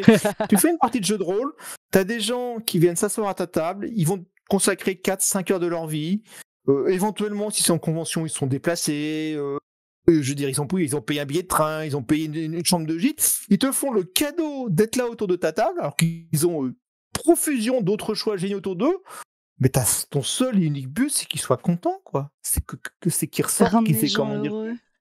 Exactement, tout simplement. Moi, je pense que c'est le seul et unique but d'un MJ. Alors, il y a des gens qui vont être heureux parce que, comment dire, dans ton jeu, tu vas découper en tranches leur personnage. Chacun son truc. Avec beaucoup d'humour. C'est vrai que c'était différent. Ça avait duré une demi-heure. Moi, je me rappelle avoir joué une fois à Sombre de Joanne Scipion. Mon personnage s'est fait bouffer par l'alien. On a rigolé comme des bossus. Mais c'était une partie d'une demi-heure et c'était très bien comme ça. Ah là là. Est-ce que tu peux nous parler des personnages jouables du jeu? Est-ce qu'on peut créer un perso de A à Z ou c'est vraiment que des prétirés ou non. C'est totalement libre? Si vous rouvrez la fiche de tout à l'heure, la fiche de personnage. Voilà, la fiche de personnage de tout à l'heure, vous allez voir qu'il n'est pas terminé, qu'il y a des petits points partout. Ah oui. Alors c'est déjà un truc. Alors je ne vais pas prétendre que c'est une idée originale. Peut-être que je l'ai emprunté à quelqu'un, mais c'est cette idée de prétiré partiel, c'est-à-dire. Tu prends, quand on démarre une partie, tu choisis ton prétiré. Alors déjà, avant la partie, tu changes tout ce qui te plaît pas.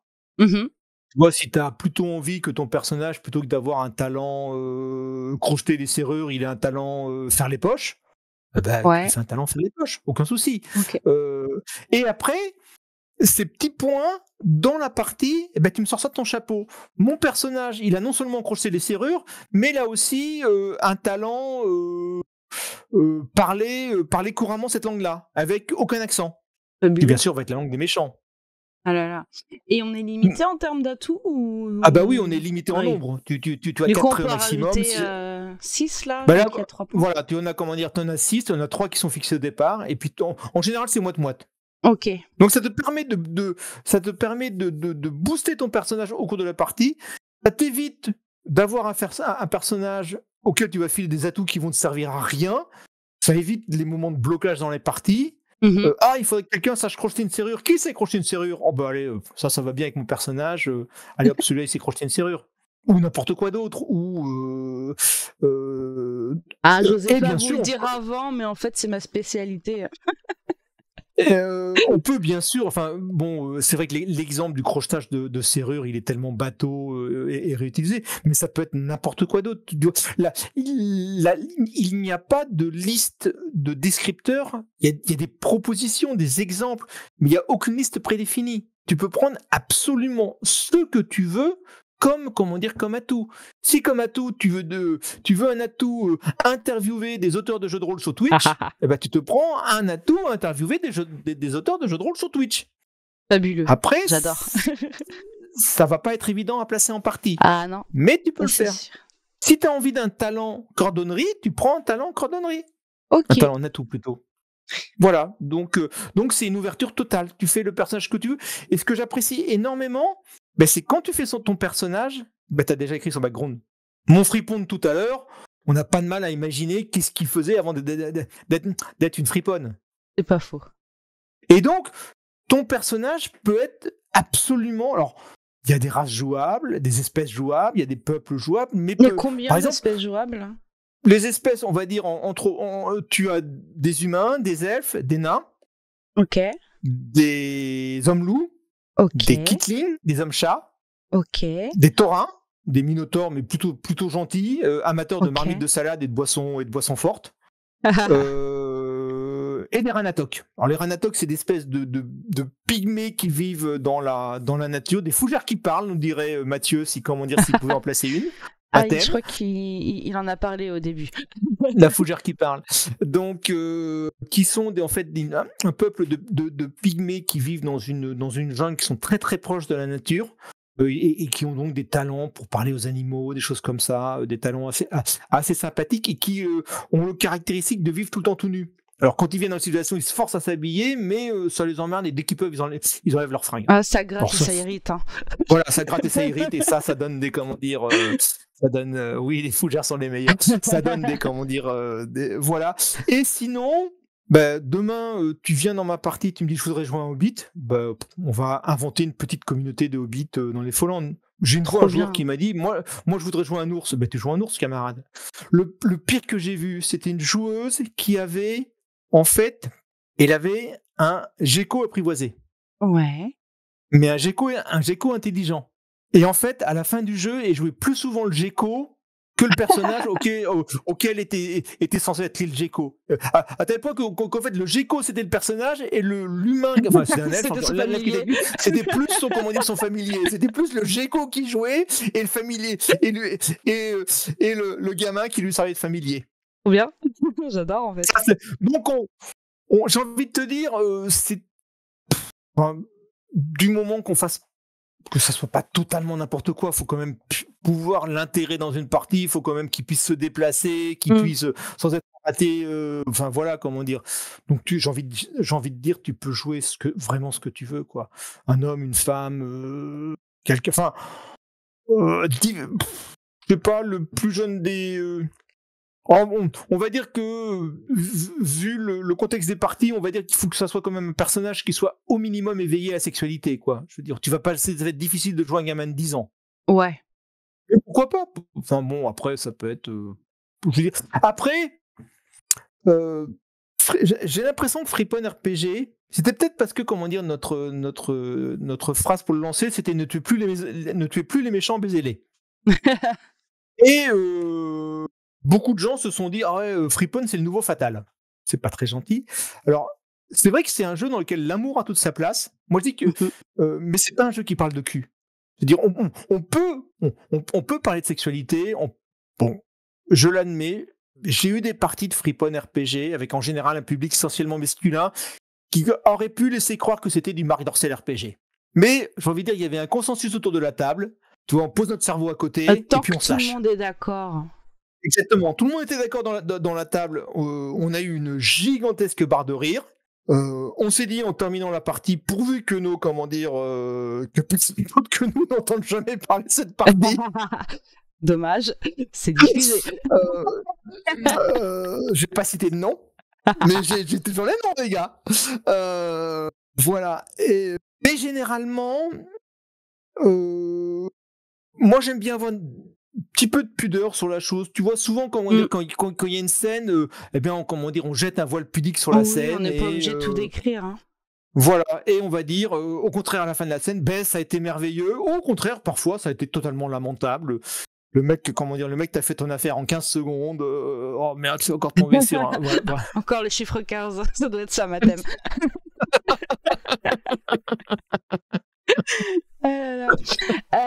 est-ce que pendant les playtests, t'as eu des retours, des situations qui t'ont surpris?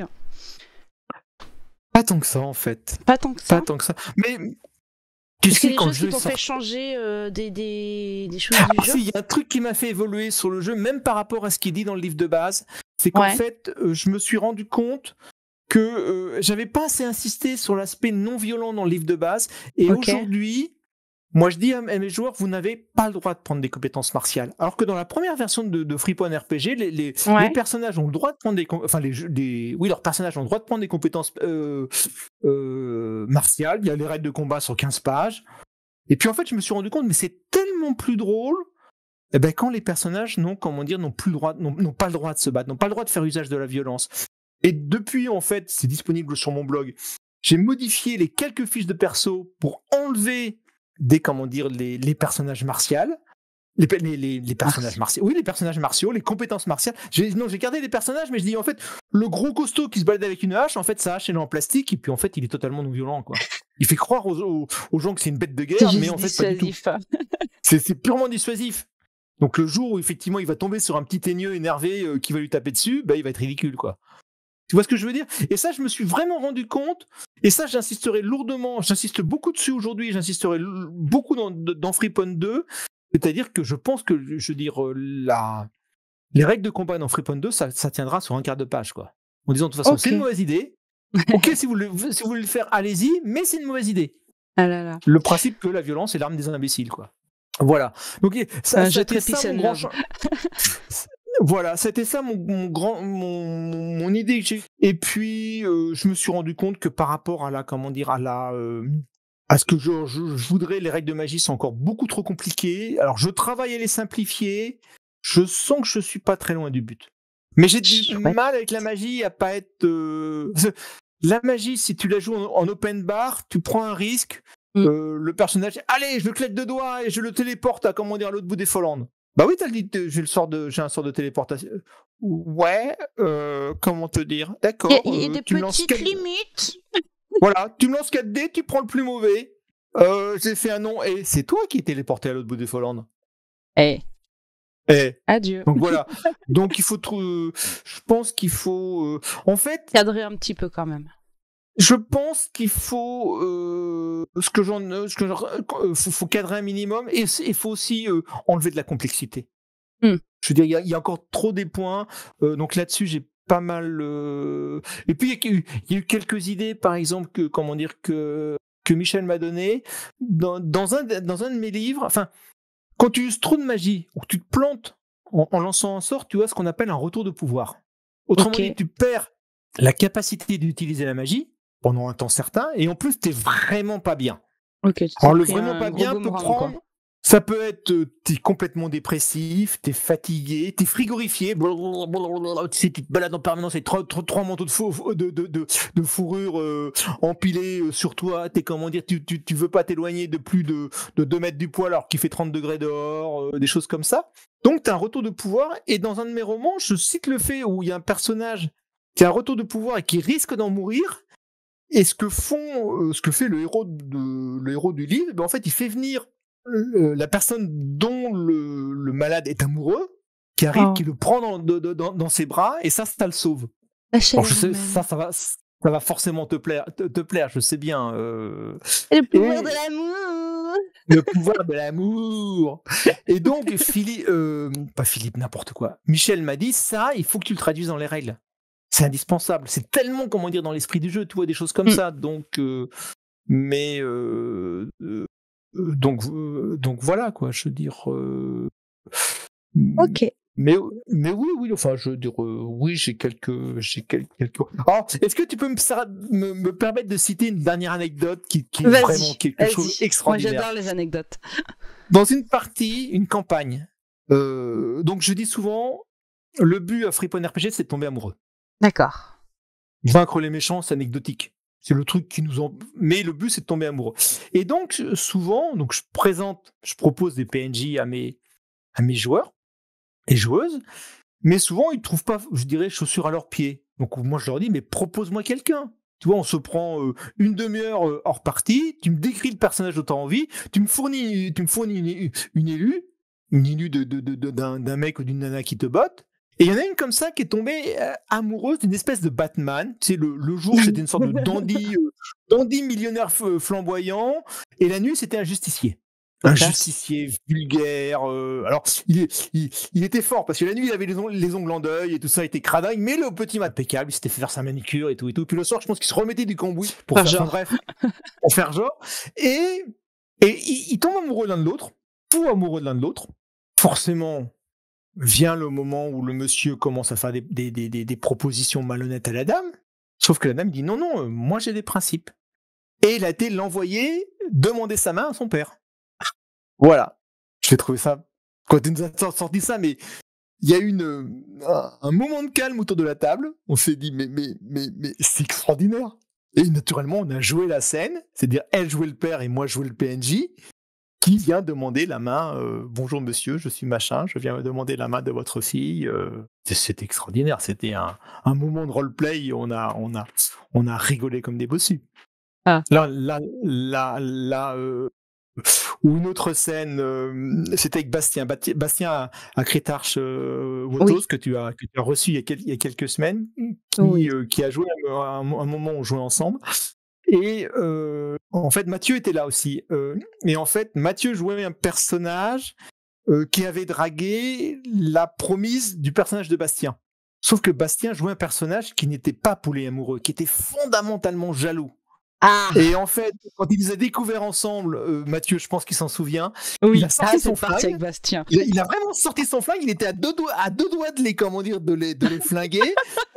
On l'entendait, mais il mettait un ton, tu sais, il mettait une intonation, parce que c'est un super comédien, Bastien, il pleurait presque, et en même temps, il y avait la caméra, et on le voyait, il était mort de rire, tu sais, t'avais une espèce de contraste entre le personnage qui jouait et lui qui était mort de rire. Ouais, je vais te descendre, tu m'as trahi, tu as trahi notre amour. Et puis l'autre, non, on se calme, on pose le flingue, tout va bien se passer, et tout. C'était extraordinaire. Voilà le genre de scène alors, c'est pas vraiment dans l'esprit du jeu, mais c'est pour dire qu'on a une ouverture dans le choix. Effectivement, ça peut être très amusant dans un monde naturellement polyamoureux et bisexuel, de jouer un personnage hétérosexuel et monogame. Tu vois, ça peut être très drôle. Et du coup, tout à l'heure, tu parlais des scènes explicites selon les groupes. Quel conseil tu donnerais à un MJ pour aborder ces scènes, si jamais ça t'est arrivé? Les scènes explicites, moi je dirais, tu le gères comme tu l'entends, en t'étant mis d'accord avec les gens de ta table. Si tu as envie de décrire chaque instant, fais-le, mais tu t'assures avant que tout le monde est d'accord autour de la table. Moi, souvent, j'ai eu des remarques de joueurs qui, ayant joué avec moi, me disent oh, mais je pourrais jamais mener à ton jeu. Ah, c'est trop compliqué. Mais je lui dis mais d'abord, il n'y a pas de police des Follandes. À partir du moment où tu joues, ça devient tes Follandes, donc tu le joues comme tu as envie de le jouer. Tu vois, je veux dire, à l'extrême limite, t'as envie d'en faire un univers sombre et triste, tu le joues sous une forme où il y a une espèce de police de la sexualité, où les asexuels sont traqués, sont impitoyablement traqués. Ça peut devenir mon utopie, comme toute utopie peut devenir une dystopie. Donc j'ai envie de dire, si tu as envie de jouer mon jeu comme une dystopie, fais-le, mais je pense que tu n'auras pas compris grand-chose à l'essence du jeu. Donc ça devient tes Follandes, tu en fais ce que tu veux, la seule chose que je demande, c'est d'éventuellement, viens pas me demander une validation d'un truc avec lequel je ne vais pas être d'accord, quoi. C'est-à-dire, faut pas exagérer non plus. Et d'ailleurs, ça m'est arrivé déjà à 3 reprises de jouer en tant que joueur à mon jeu, ce qui était un moment très agréable. Il y a quand même un moment où je dis pardon, et puis là je me suis dit non, pas pardon, c'est... Voilà. Et puis à la fin de la partie, on a eu une petite explication. Tiens, moi je l'aurais pas joué comme ça. Mais après, bon... Voilà, pour moi, jeu de rôle, c'est une boîte à outils, quoi. Il n'y a pas de... Enfin, tu le joues comme tu veux. Donc en fait, l'important, c'est surtout d'être d'accord avec tout le monde à la table pour que justement il n'y ait pas de gêne ou de malaise. Voilà, je veux dire, c'est le plus important. Bon, ceci dit, moi je précise toujours en début de partie, comme un bon MJ, si à un quelconque moment vous êtes mal à l'aise, si quelque chose, vous déplaît... Moi, j'ai pas de carte X, je dis juste aux gens de faire ce signe-là. ce qui revient strictement au même, Oui. je n'ai jamais eu le cas d'un joueur ou d'une joueuse qui me dit non, on arrête, quoi, ou non, je suis. Et je vais dire, il y a même eu certaines fois où c'était moi qui leur disais d'arrêter, quoi. Je veux dire, non, là, tu vois, c'est un. Dans les prétés, il y a une nana qui est toute vêtue de cuir noir avec un fouet et tout. Mais en fait, c'est une tendre. En fait, c'est une façade, quoi. Je veux dire. Juste Et des puis, ailes. voilà, c'est comment dire Le une bouclier, maîtresse. l'armure. Voilà. Et une fois, j'en ai une un joueur qui me l'a joué vraiment comme la vraie maîtresse SM. Là, au bout d'un moment, je lui dis non, t'arrêtes là. Là, ça m'amuse plus. Je trouve pas ça drôle. Enfin, je lui dis après, hein, je dis, je trouvais que ça allait trop loin, et je me suis dit, mais pourtant ce personnage est là, et c'est là, je me dis, en fait, je vais en faire une dame au cœur brisé, qui en fait, c'est un masque, mais en fait, elle a un petit cœur tout mou à l'intérieur, et son fouet et sa tenue en cuir moulant, ce n'est qu'un moyen de se protéger. On va parler de l'actu. Donc, on a déjà parlé en tout début, mais où est-ce qu'on peut trouver Freepon RPG?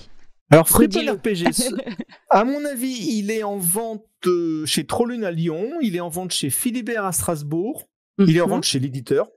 Ça, je l'ai dit à un moment, je pense que si vous avez envie de l'acquérir... Non, oui, si vous allez si vous habitez à Lyon, allez à Trollune, saluez Sylvain de ma part et dites-lui que vous venez de notre part, de la part de Aki et d'Étienne. Et en général, ils l'ont. Philibert, il est au moins sur leur site. Alors, je t'avoue, je vérifie pas tous les 15 jours s'ils l'ont en stock. Mais sinon, tout simplement chez l'éditeur. Ça doit être édition stellamaris. Mais si vous tapez Stellamaris en un seul mot dans votre moteur de recherche favori, je peux mettre la page. Tu m'autorises à mettre la page du jeu ou sur mon blog où il y a tous les liens nécessaires et indispensables. Il n'y a pas que ça, il y a aussi toutes les ressources gratuites, il y a aussi vraiment...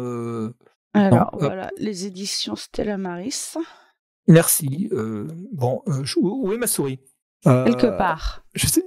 Non, enfin, la souris, elle est sous la main. Je parle du curseur de la souris. Il est là. C'est inconvénient d'avoir trop d'écran. Ah, ça, c'est la page du jeu sur mon blog. Et là, vous avez tous les liens. Et si tu m'autorises, j'aimerais mettre la même chose avec mes autres écrits, c'est-à-dire mes écrits romanesques et mes nouvelles. Vas-y, c'est ton moment. Ta bonté te perdra à qui? Dans la mesure où la bonté peut perdre quelqu'un, ce qui est un grand débat. Ah là là. Voilà. Donc voilà, on peut le trouver. Ok. Donc, ma question suivante, c'était... Pardon, vas-y. Donc, je le redis, c'est bien, c'est pas cher. Quand même, le livre de base est à 35 €. Vous avez plusieurs... vous avez au moins une bonne 10 à 15 heures. Il y a quand même 3 scénarios dedans. Il y a vraiment de quoi faire. Il y a des gens pas très gentils. Il y a des gens pas très gentils qui, quand le jeu était sorti, avaient dit que sa durée de vie était limitée. Je pense qu'on est plusieurs autour de cette émission à pouvoir témoigner du contraire. Ok.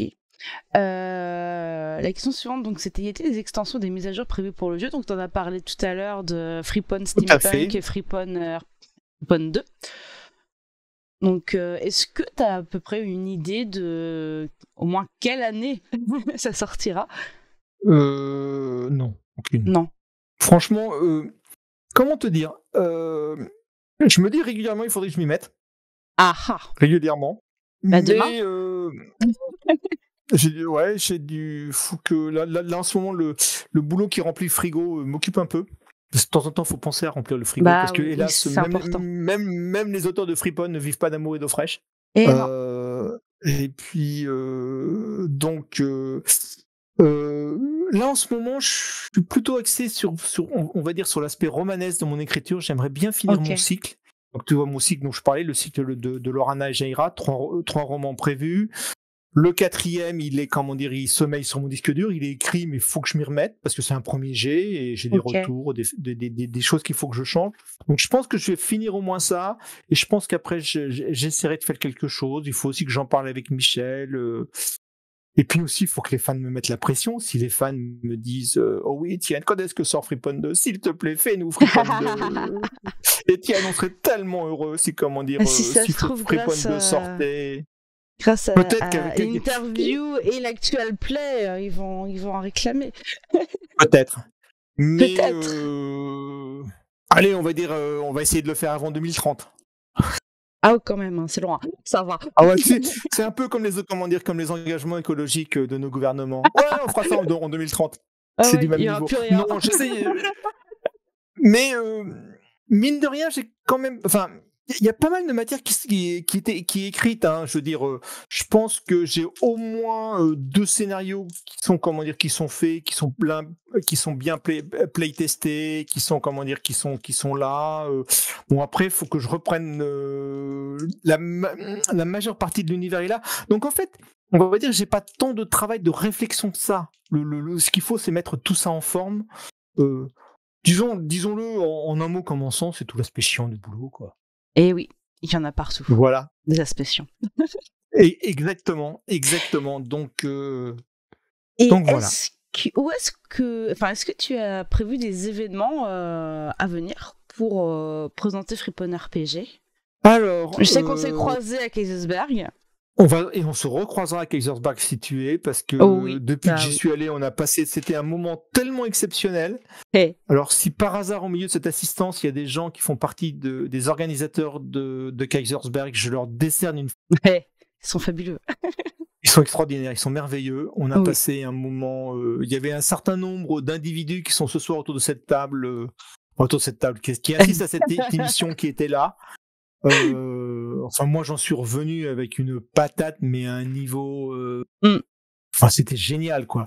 Ouais. À tout point de vue. Donc, sauf catastrophe majeure, sauf empêchement vraiment majeur, je serai à Kaisersberg. Ok. Sinon, il me semble qu'on a un actual play prévu sous peu. Oui, tout à fait.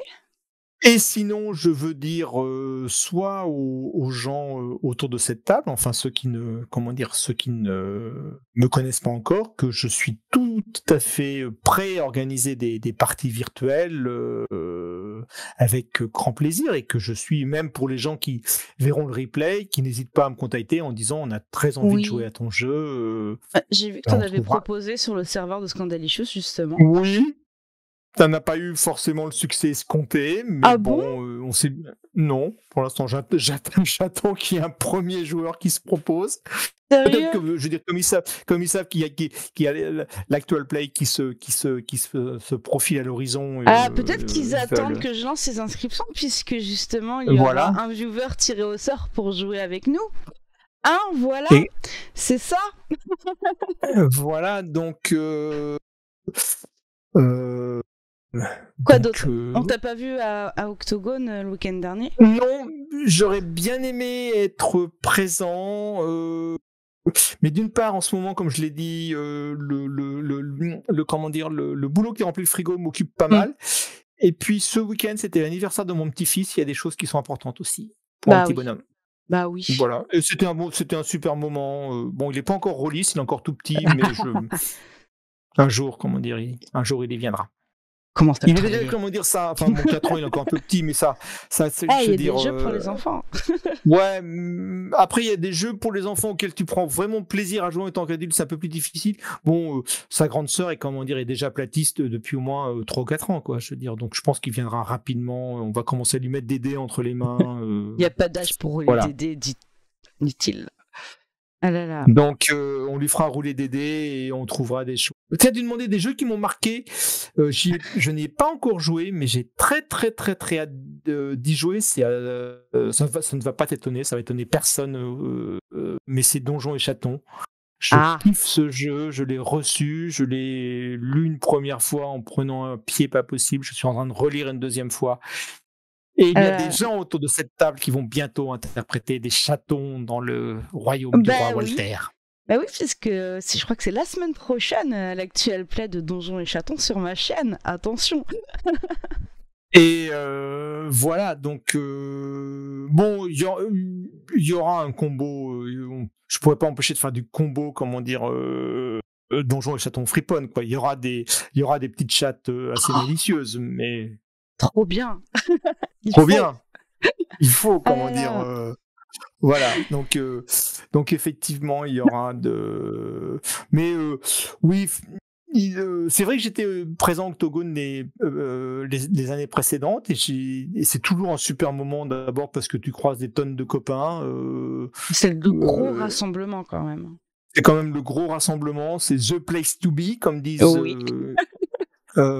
On passe des très très bons moments, on voit plein de gens. C'est un tout petit peu bruyant, quoi. Bon, tu rentres pendant une semaine, t'as pas de voix et tu ressembles à un zombie. Je fais cobayer depuis dimanche. Voilà. Tu m'as manqué dans mon lit, Étienne.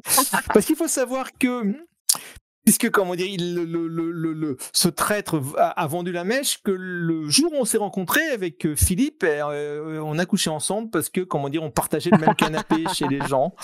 Et par contre, n'insistez pas, on ne dira rien de plus. Ce qui s'est passé dans ce petit appartement à Villeurbanne restera à Villeurbanne. N'est-ce pas, Philippe? Exactement. Okay. C'est comme ça qu'on est devenus super copains, forcément. Tu vois, dire. Parce que moi, je ne suis pas, comment dire, je ne suis pas du genre à coucher d'une seule nuit. Je suis fidèle en amour et en amitié. Voilà. C'est beau. Ça crée de belles amitiés de coucher ensemble le premier soir. Exactement. Tout à fait. Ça, comment dire, ça crée. Voilà. Mais je crois qu'on a fait le tour, hein, et en plus il est déjà bientôt 23h. Waouh. Ouais, on a beaucoup parlé. Qu'est-ce que tu causes à qui? Oh là là, je suis bavarde, hein, c'est fou. Alors, qu'est-ce qui est... Pour conclure, eh bien, n'oubliez pas de passer déjà sur le Discord... Attends, toi, que je puisse écrire. Sur le Discord de Scandalicious, là, voilà. Il y a une place pour un viewer qui se sera inscrit pour le tirage au sort pour jouer à l'actual play de Fripon RPG. On n'a pas encore la date, par contre je peux déjà vous dire qui va jouer avec nous. Il y aura Michiyu des Chroniques Roleplay et Calfouette de Grimoire et Tentacules. Fantastique.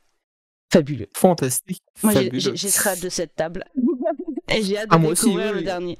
Donc dès qu'on aura fini cette interview, je vais ouvrir les inscriptions, donc n'hésitez pas. Je ferai le tirage au sort dans le week-end. Oui.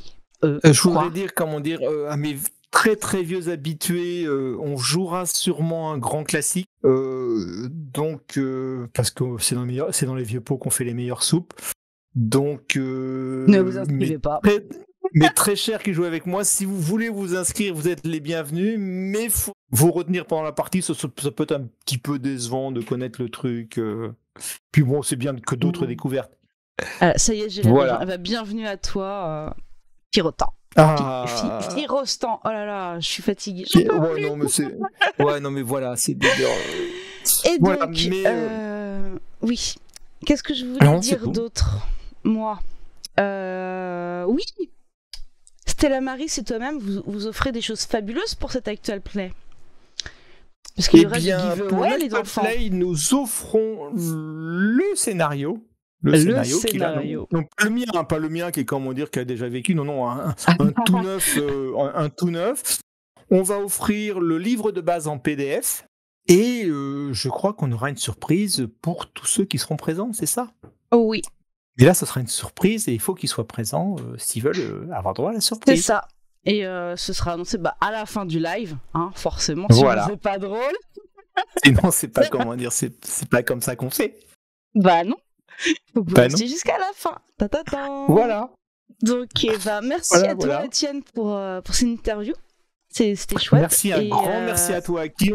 C'était un excellent moment. C'était tout à fait joyeux. Merci à nos nombreux spectateurs. Merci aux copains d'avoir été là.